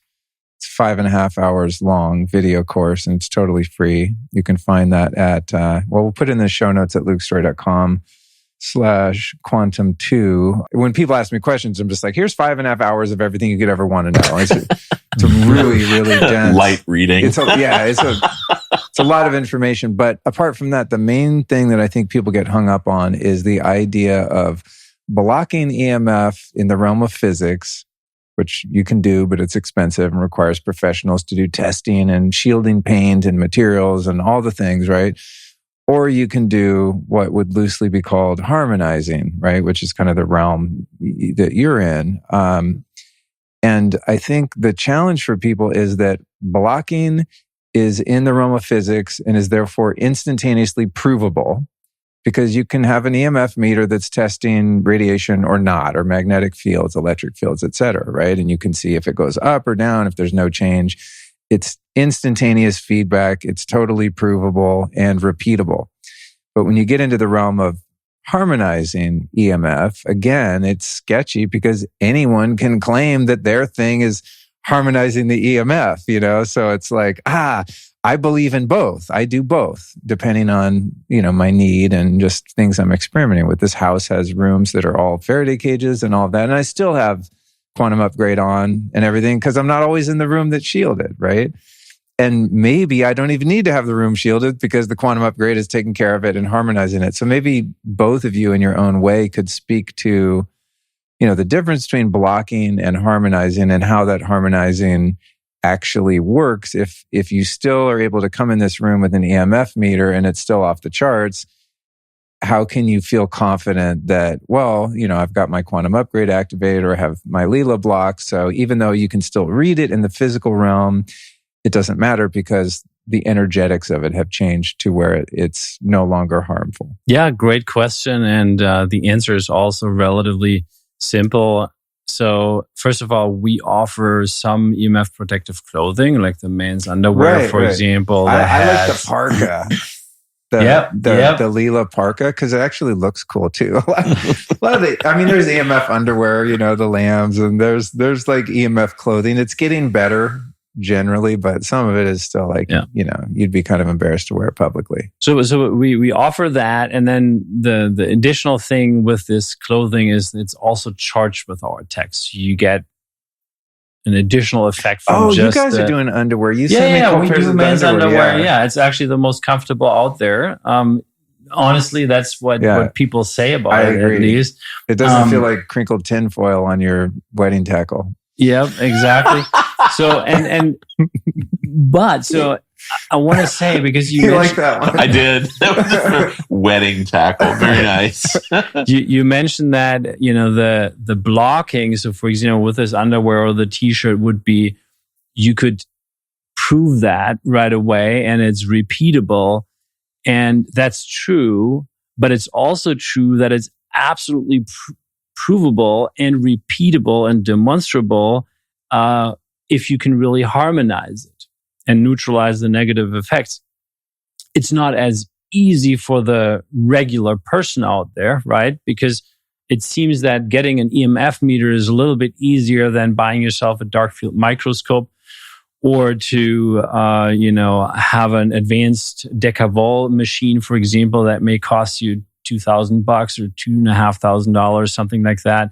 And then there's, obviously, there's machines out there that can measure your brain waves and actually shows very, very clearly. It's fully accepted in Europe, by the way, as it's a very scientific method to show exactly what impacts EMFs have on your brain. And it's unfortunate that no one really listens to that, right, in the decision-making arena globally, because otherwise they would probably not have electric cars allowed and all of that. But it's very easily provable as long as you have the technology that can do that. And it's repeatable and demonstrable. So that's why we've gone through these great lengths of working with institutes that have the capability to measure all these different things.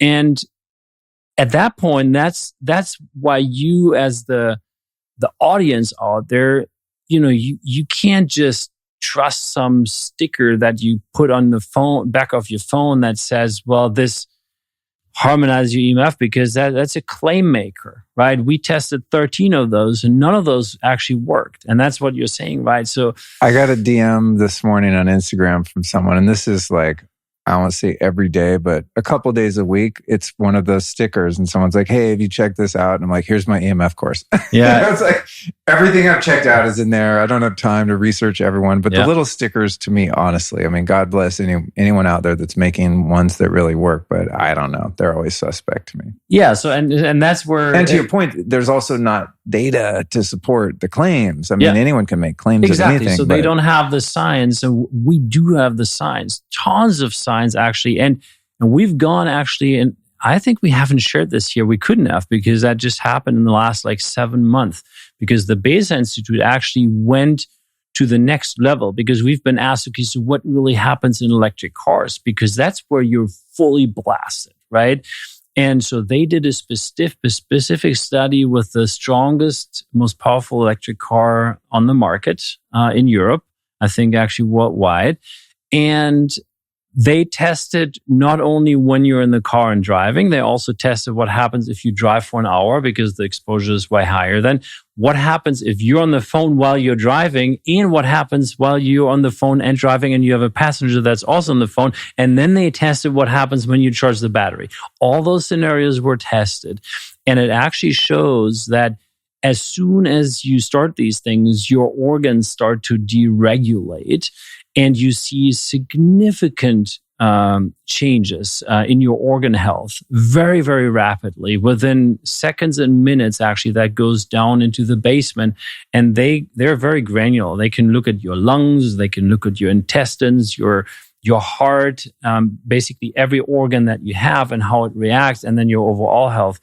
And in 100% of the cases, when you leave on the exposure and then you introduce our technology, it completely regulates. Completely regulates That's all the organs. crazy, There's dude. nothing to be found, right, anymore. And so even in high exposure environments, which is an EMF blast really with everything you can find, with other people being in there, being on their phones, that's about the highest exposure you can get. You could just replicate it in an airplane pretty much. And it works there as well and eliminates 100% of those negative effects. So it's very easy to do if you have the right technology to do it. And again, there were other measurements as well. The dark field microscopy, obviously, we talked about that quite a bit, but we keep doing these things just to see, what else can be found. And I don't know if I'm allowed to now move on to the next one, but I would break something here that I haven't broken in any other big podcast yet, because we haven't published these studies yet. We've had them, but we will publish them. I just made the decision we will. It's the time to do it. Two things that we found is that the parasitic load in the blood significantly decreases. That was actually, and that's kind of like the link to this now, because that was found in EMF studies. They looked at red blood cells, right? And how even stage 1 and stage 2 of blood clotting was able to be reversed in like 10, 15 minutes, white blood cell activity and all of that. And then they found, I don't know how they found it, right? Because that was not the main purpose of the study, but they found the reduction in parasitic load. And they found as much as a reduction of 80% in one case. That was the best case scenario though that they found within 15 minutes. That is quite amazing. So that's crazy. Yes. And they found a reduction in parasitic load in every case, frankly.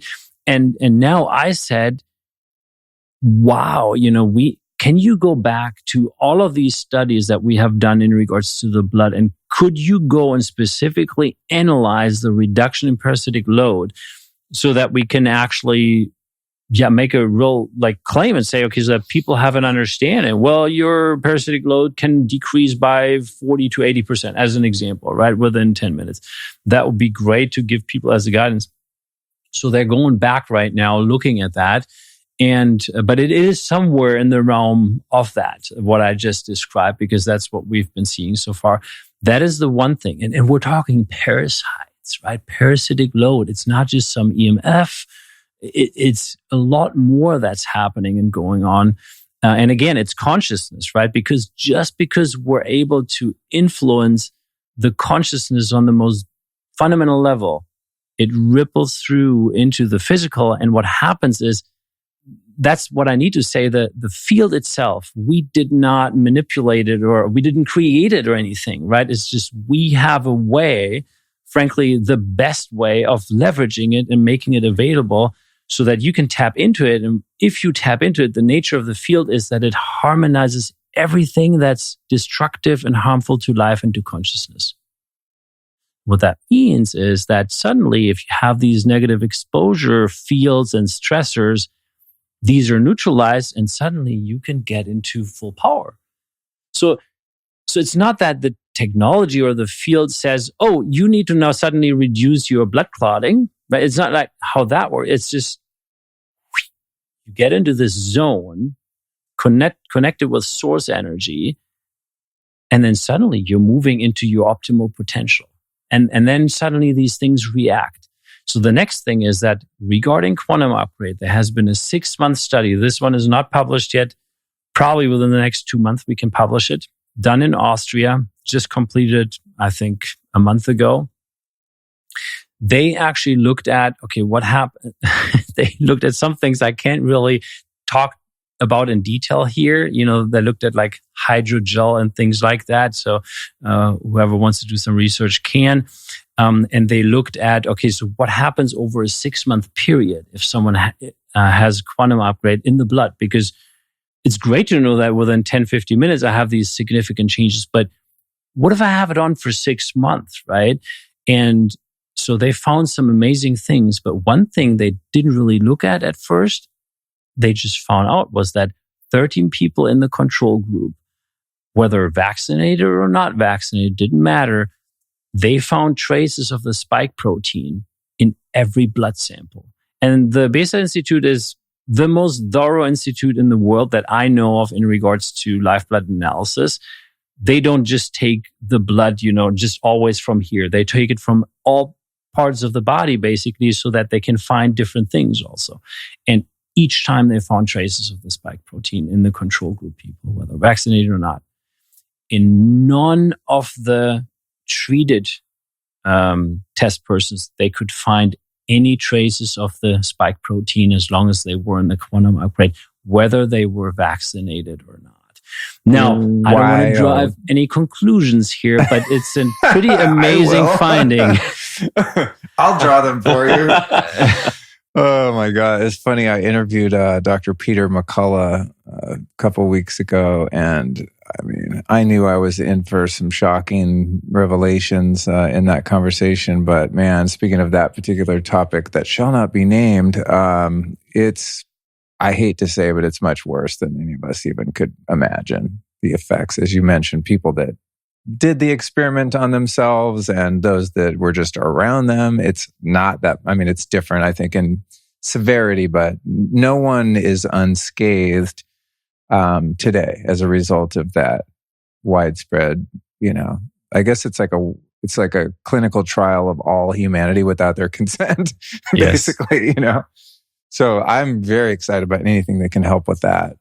And so the last piece to it, because now you've spoken with these amazing doctors also, the one aspect that the Base Institute was so excited about was that, whether it's hydrogel or something else that you can find, in people, unfortunately now because of that, it's some stuff that starts to form unnatural patterns in the body and then acts as something else. And do your own research. I don't need to talk about it here, but that's a risk factor, right? And what they found is that if you are in high consciousness, or in this case, of course, you're leveraging a high consciousness field with the quantum upgrade, then while you're in it, these things do not form because consciousness overwrites it. They do not form. Then you take the blood out and it comes out as perfectly healthy blood when you're in the quantum upgrade. And then over time, that's when these things instantly start to form, right? So that is quite amazing because if you can be in a high consciousness zone and be very connected, you're not really affected by these things. So that's the good news. And I think, because we're talking so much about the bad news, but there's solutions. And the best solution is that, work on your consciousness. Well, this speaks to terrain theory. I've had a number of people on the show now really sort of debunking virology and all sorts of presumptions that we've made or been led to make over the years. And that idea has always just spoken to me on a fundamental level that it's like the fish tank concept, right? It's like the fish don't get disease if the water's clean, right? And if the water's not clean, then they're prone to disease. And thinking about the parasitic load in the blood, I mean, that's a classical model for terrain theory, right? If consciousness and the energy that you're getting with quantum upgrade is affecting the terrain of your blood, it's going to be inhospitable to those pathogens, essentially, right? And maybe even the consciousness of the pathogens are getting affected because they're living organisms, right? And maybe they're, able to live with the body more harmoniously or not replicate as quickly or be in such a survival mode where they start to proliferate so dramatically where you get this parasitic overload. Who knows? But that's pretty cool that there's evidence to support that. Yeah, many years ago, there was a woman, kind of a traveling saint from India, Mata Amritanandamayi Amachi, and they ran an analysis on her blood, and it was rife with pathogens. Really? Oh, yeah. Is this the hugging saint? Yeah, the hugging saint. I had a hug from her. Yeah, her blood was, something that would kill a normal person in a matter of seconds. Just horribly, horribly pathogenic. But she was just ducky fine and giving people hugs. And, if you look at like the Course in Miracles, the people who go through the workbook on that, by the time they get to about day 90, their allergies all go away. They can have, some problem with allergies. And we've done that. I mean, we did that on stage, and you can find that on YouTube, where we eliminated in real time someone's allergic reaction. And it's because histamines, as you think about them, are a compound, but it's a downstream effect of something that's non-material becoming material, right? You're having a problem with the vibration and the interaction with that. And the stronger you make your own core vibration, what is a loop, what is a Philipp, you are bolstered and nothing can grab it, right? You can't damage that because the signal that is you is so much stronger. If you look at the amplitude of a wave and make it larger and compare that to, it doesn't matter what pathogen it is that finds its way there, it's not going to overpower the signal that is you. And so you're basically just impervious. That's epic. It reminds me of back to David Hawkins, how he discovered the way he eventually used muscle testing on non-local phenomena was in his groups where he had, a number of people, and they would do muscle testing where they would hold some pesticides or be under fluorescent lights, and everyone would universally go weak. And then he had some students in the class that were to some degree advanced in A Course in Miracles, and they wouldn't go weak under the same stimuli. And he thought, what the hell is going on? And that led to like all of those years of amazing consciousness research, which is part of the reason we're sitting here today, is his work and people like him doing that kind of work. So I just find that endlessly fascinating, how consciousness in the realm of the unseen affects things in real time. It's just bizarre. Yeah, the tri-field meter thing that you mentioned, it's really easy to grab a tri-field meter on Amazon and go, oh my God, EMFs. And yeah, I understand that most people don't have the capacity. I mean, I have a dark field microscope, a Zeiss axioscope in my lab, so I can actually look at stuff that most people can't. But it is doable. You can look at it and say, okay, you've got a negative effect on the cells from this EMF proliferation in a room, right? And you can actually watch it in real time go away if you expose it to the right harmonizing field. And so for people who don't believe the concept, I get it. It takes a better rig in terms of equipment to be able to assess it. And it's not as accessible to most people yet, but the tech is there. And it's going to be something that I'm sure over time will become more and more and more commonplace to realize, oh, you don't have to hit it. One of the things that always cracks me up is like in the biohacking space, people talk about, bulletproof, right? My recollection of being bulletproof is perhaps a little different because Superman, I don't recall hiding all the time to avoid things. He was just strong enough to take the hit and not really worry about it, right? You could shoot him and it didn't really do anything. And I think that's kind of what we're talking about is you bolster your physical system so much that you can take a hit and it's not going to do anything to you. Well said. I remember when you were going to send me the quantum underwear, which sounds so funny. I can't even say it with a straight face. Talk about for your wedding tackle. Yeah, it's just funny. I could see someone like, I was listening to the Luke Storey podcast. He's talking about quantum underwear. It just sounds so absurd. But when you were going to send it, I had been trying to get pregnant. Well, not me, but trying to get the wife pregnant for some time, and then she thought, maybe you should do a sperm test just so we know. And I did, thank God. And it was like in the toilet. So I was like, oh shit. So I started researching. And one of the things that is known to hurt your sperm count is wearing wearing any underwear really that keeps your wedding tackle too close to the body and it keeps it warm and it can't just hang loose. So I was like, well, one solution is not wearing underwear. The other one is synthetic fabrics create this static electricity that hurts your sperms, and a number of other things that I discovered, like saunas and all kinds of shit that I was doing on a regular basis. So when you said, hey, we've got this new underwear, I was like, I can't do it unless they're 100% organic cotton.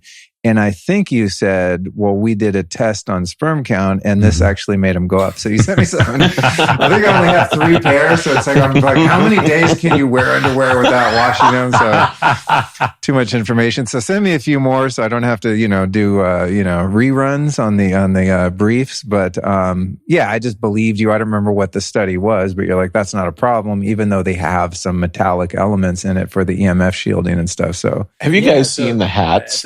The metallic hats? It cracks me up because literally people are selling for a fair chunk of change effectively what is a tinfoil hat. Yeah. We've gotten to that place societally. Yeah. So with the underwear, the point is that it has the beneficial silver fabric that blocks the EMF, and then on top of it, the whole underwear is charged with our tech. And we're actually thinking right now to possibly even make a testosterone underwear, right? Where, that could also be part of that because we can infuse frequencies. But right now we're just doing the testing and all of that with the regular charging. And that's also how it's being offered. And that's very beneficial. So we've had a pilot study, and that's a small pilot study. So others may claim that's a huge study, but it's for us. We don't make claims based on that. It's an initial finding, and we had actually 3 out of the 4 people increased their sperm count and also increased the quality of the sperm. And there was one test person that doubled the count within 3 months. So that's quite significantly, frankly. And so he didn't do anything else. So we also surveyed them, right? So there's some at least initial evidence there. And we know that EMF, especially down there, is a factor. And yeah, so it's quite cool. But super cool.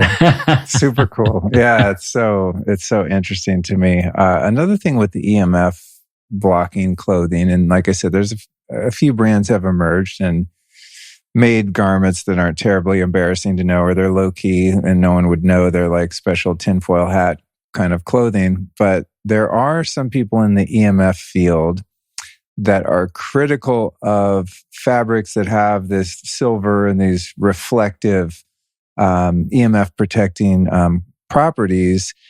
And their critique is based on the idea that when you're dealing with radio waves in the environment, smart meters, cell towers, et cetera, that you're now wearing an antenna. Say you have like a, metallic t-shirt on, that you're going to be actually attracting those frequencies to your body. And I don't totally get it, because that makes sense, because I remember being a kid, and if you had a bad reception on the TV, you'd like wrap some tinfoil around the antenna to make it longer and taller, and then you'd get better reception. So I get that radio waves are attracted to metal. But then you can take like your EMF jacket. I've done this experiment with the parka, put the cell phone inside it and put a meter up to it, and it's like 0, no signal coming off it. Put the cell phone inside it, try to call that cell phone with another cell phone, no reception. So it's definitely blocking, I would say 99.9% of the EMF. But so that would tell me that it works, but I also know that it is also attracting those radio waves. So I don't know, I don't understand the physics of it, but I would actually say that it's not really attracting the radio waves. When you add, say, like, tinfoil to, the coat hanger on the top of the old school TV, what you're actually doing is you're increasing the area that can be impacted, because the radio waves, they're always out there. They're propagating through space pretty uniformly. Right. It's not like there's a super high density in one particular area, unless there's a transmission tower right there. In which case, the signal is going to be stronger because you're right there. But in terms of attracting it to yourself, not really accurate. It's moving past you. And so maybe there's a longer latency that you might trap some of them and get them to bounce around a little bit on the inside. But you're not becoming an antenna any more than you would be, because those waves are already there. There's just a preponderance of them all the time. We're living in a super EMF. Got it. So if going back to the 1950s TV or whatever, if I have an old TV here and there's a radio station transmitting through a dish or something down the road, and they're sending those radio frequencies into the house, it's not like I'm increasing the level of radio waves locally at that TV by having the antenna and the tinfoil on it. No, you're not. But there is a certain effect in terms of impedance, because when you block something, there's an interaction that occurs. And where you trigger an impedance, you might actually have more interaction. So there is some validity to it from that side, but you're not really increasing the amount of ambient radio waves in that particular space. You're increasing the impedance and the interaction, but you're not making more. So if you're wearing EMF blocking clothes, it's not really a problem, unless it actually a little bit gets inside and then bounces around you for a few seconds. But right. Kind of like, I think of EMF, and it's so frustrating because it is invisible, but I think of it kind of as light, right? So when we had the eclipse, what was that, a couple of days ago, Allison felt guided for us to be in the bedroom with the curtains closed and not be outside.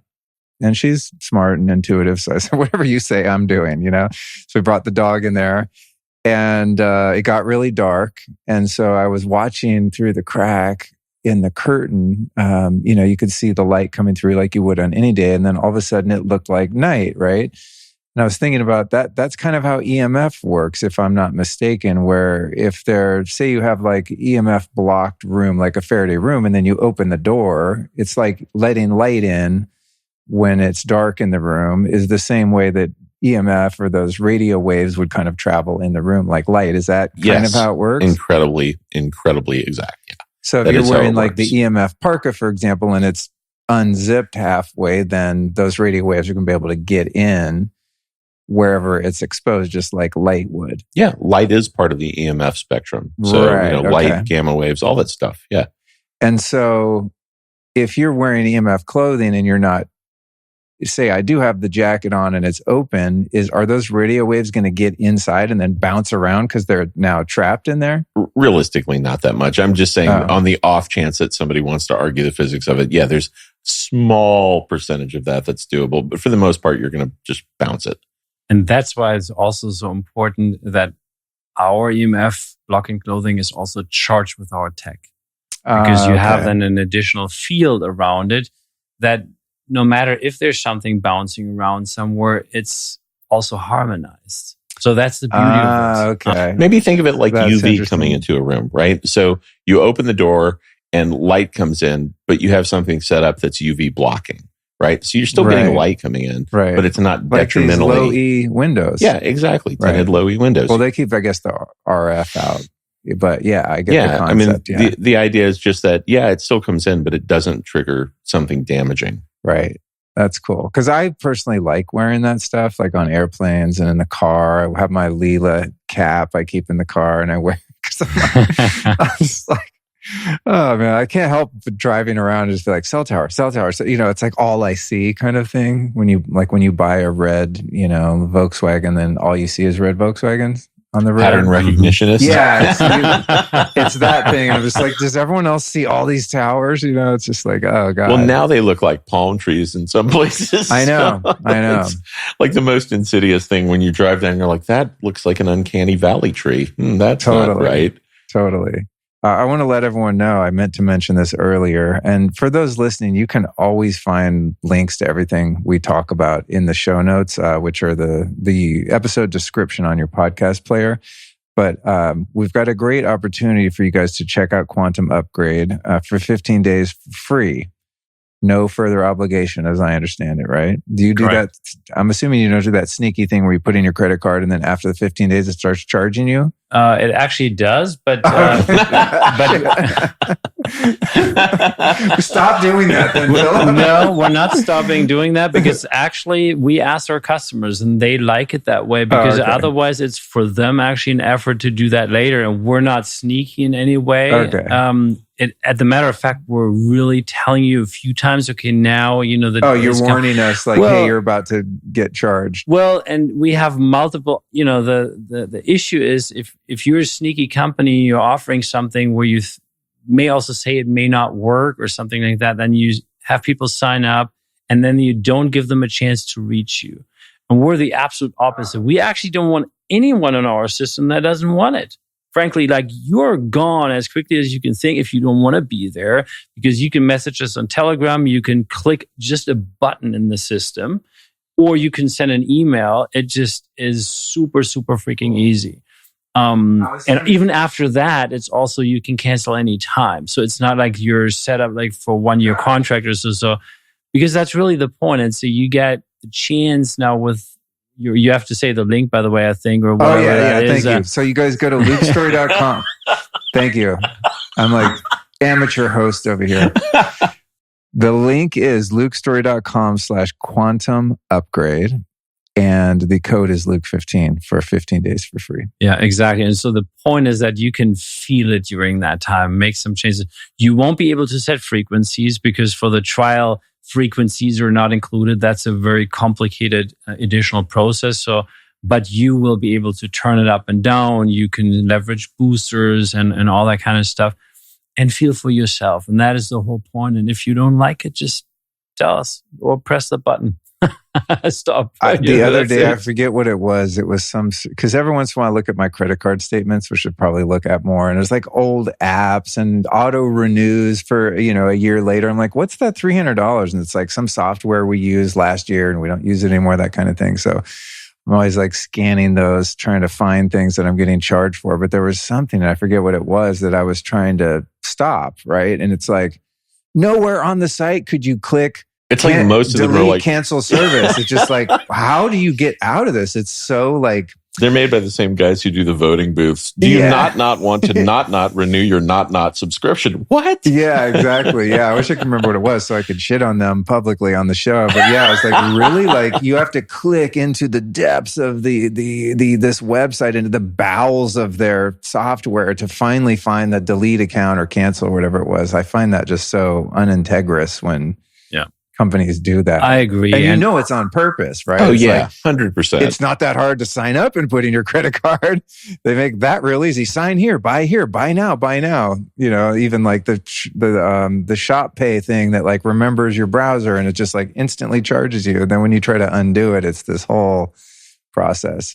No, we try to be doing that in a different way. And then also if you look at it, like if you get we have a pick 6 bundle, or we have different bundles. You have I think a pick 3 or pick 4, pick 5, pick 6. Pick 6 means you can choose any 6 services you want. Let's say set up a business, set up yourself, your spouse, your little dog, or whatever, your horse even, right? Your racehorse. Your racehorse. If you have a racehorse, you can set your racehorse with a specific racehorse frequency. That's like have that. Yeah, we were just talking about that because it's different than a normal horse. Yep. But so if you then calculate, it's about, I think, 13, 14 or $15 per month per service. There's nothing out there that even gets remotely close to that. And so on top of that, you get over time, 2 free quantum upgrades that are preset at a certain level of 550 on the Hawkins scale that you can dedicate to any location in the world. And it could be, and you can change it. So that's pretty cool. So if you have a subscription with just one subscription, you get 2 of these quantum upgrades basically for free. And if you have more, then you get a multiple of that. And you can set one for your grandmother, for example. You could have one for an animal shelter in the city, but you could also reserve one for yourself each time you travel. That's what I do. Up. Yeah, me each time I go to a hotel. At the matter of fact, this hotel here, I still need to set it on the Uber ride back. I think I forgot about that. Usually I do that the day before, and I set that hotel. And when I get there, I have already a reset, nice energy there in the whole environment. And then if I go to another one, I'll just change it because you can edit it, right? So, yeah. And then if you have the all-in-one frequency bundle, which that includes all the frequency we offer, we started with, I think, 10 frequencies. And since that time, now we're at 20 and we'll be, I think, well, actually now that you're listening to this, I think we'll be at 28 frequencies.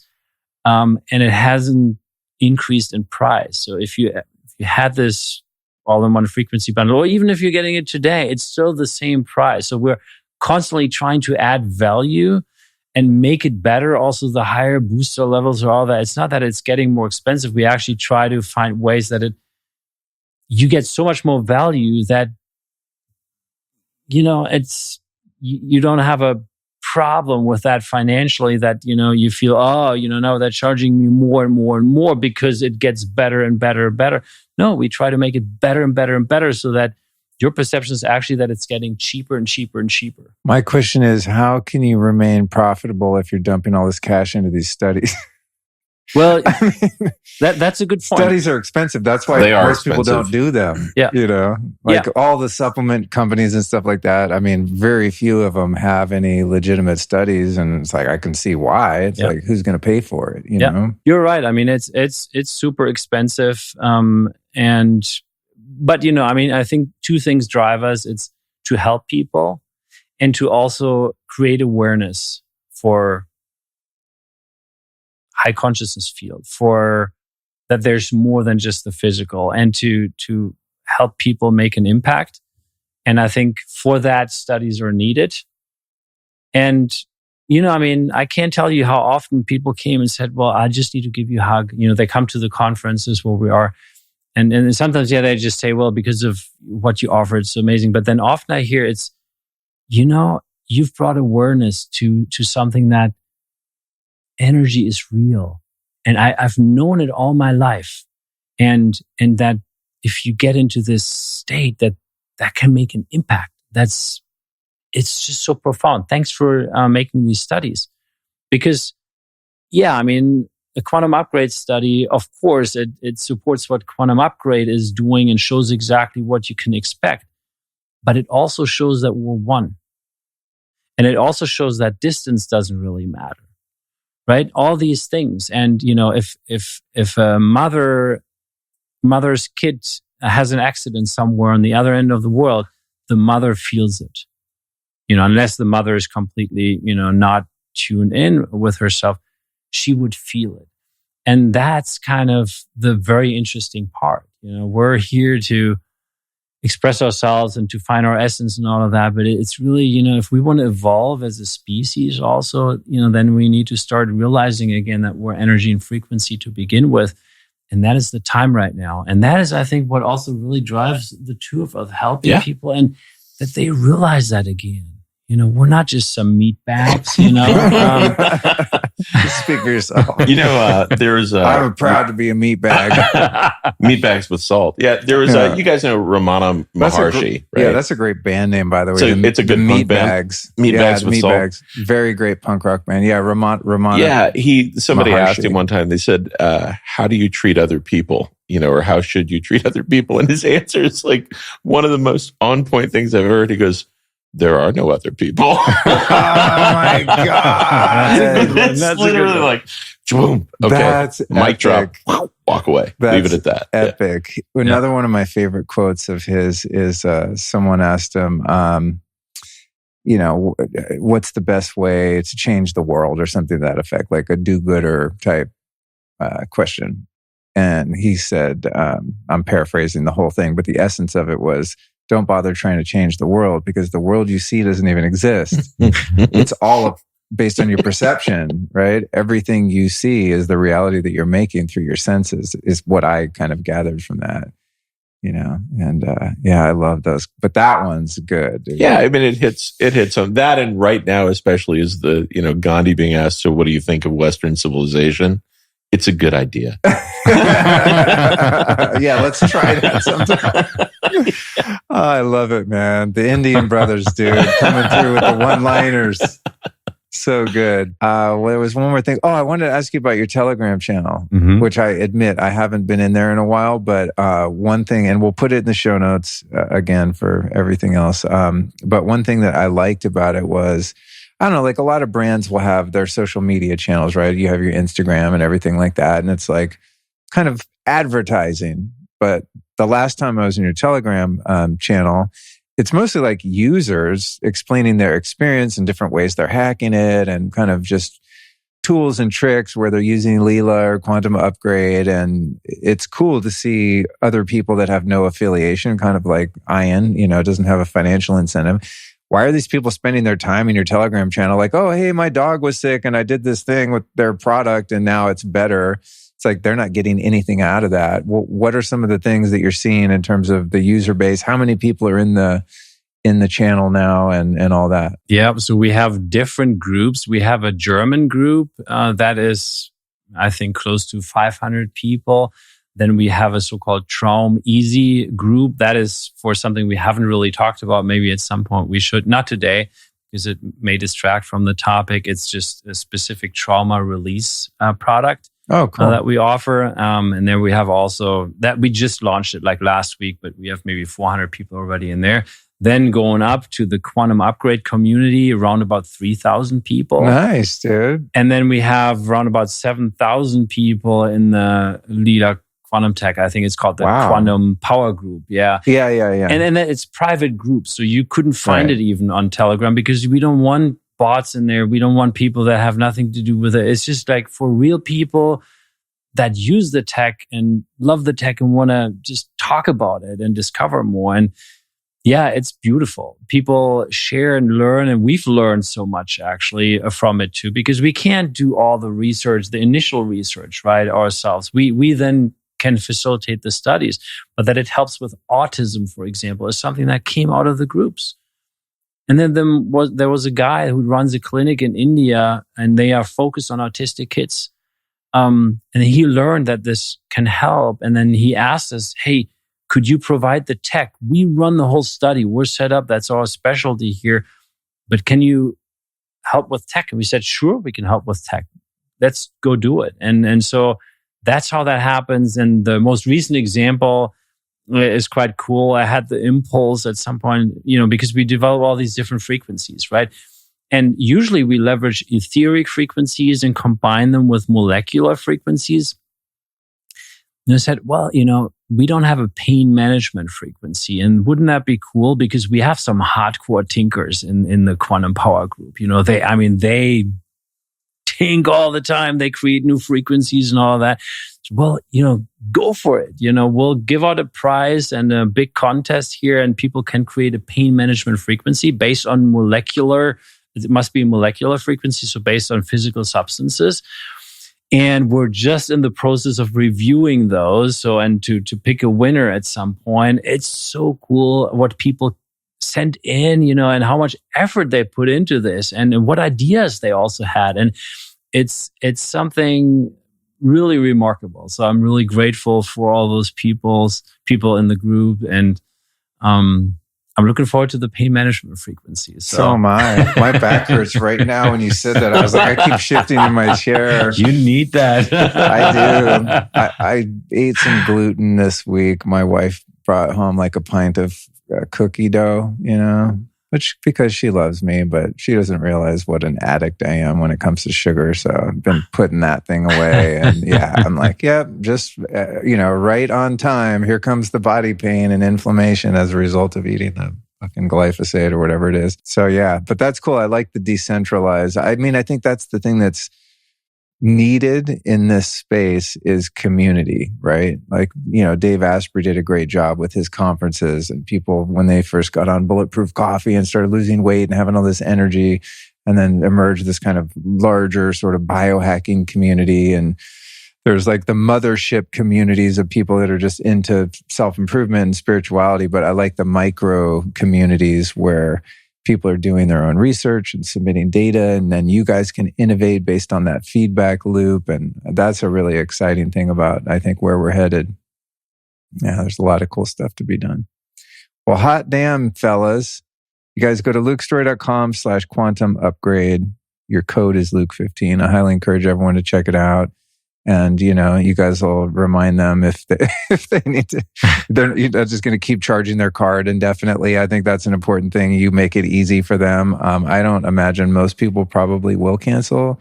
For me, once I got it, I was just like, this is just part of life now. And I just set it and forget it and don't think about it. The only time I think about it is if sometimes when I do a podcast, I'll put a boost on, and crank it up to like the highest consciousness. And then I can't even talk. We need to come up with a podcast frequency, talk frequency. Don't get too high, otherwise you just ramble on, Luke. But the other, the 5-MeO DMT frequency. Don't do it. I'll be on. We call this podcast drooling. Exactly. Yeah. But the other cool thing is the thing you mentioned where you can assign it to a loved one's property or something like that. Yeah. And I did that. I actually did that on a relative's house. And then I realized a couple of days ago when I went on my account to do a boost, I was like, what's that address? I'm like, oh, they just sold that house, actually. So there's some unwitting recipient like, oh, this is great. Yeah. I love this place. Maybe that helped them sell the house because it was a little rundown. It was an aged house, to be honest. It's possible, actually, that the people went in and were like, damn, it feels good in here. It needs a little TLC, but the vibe's good.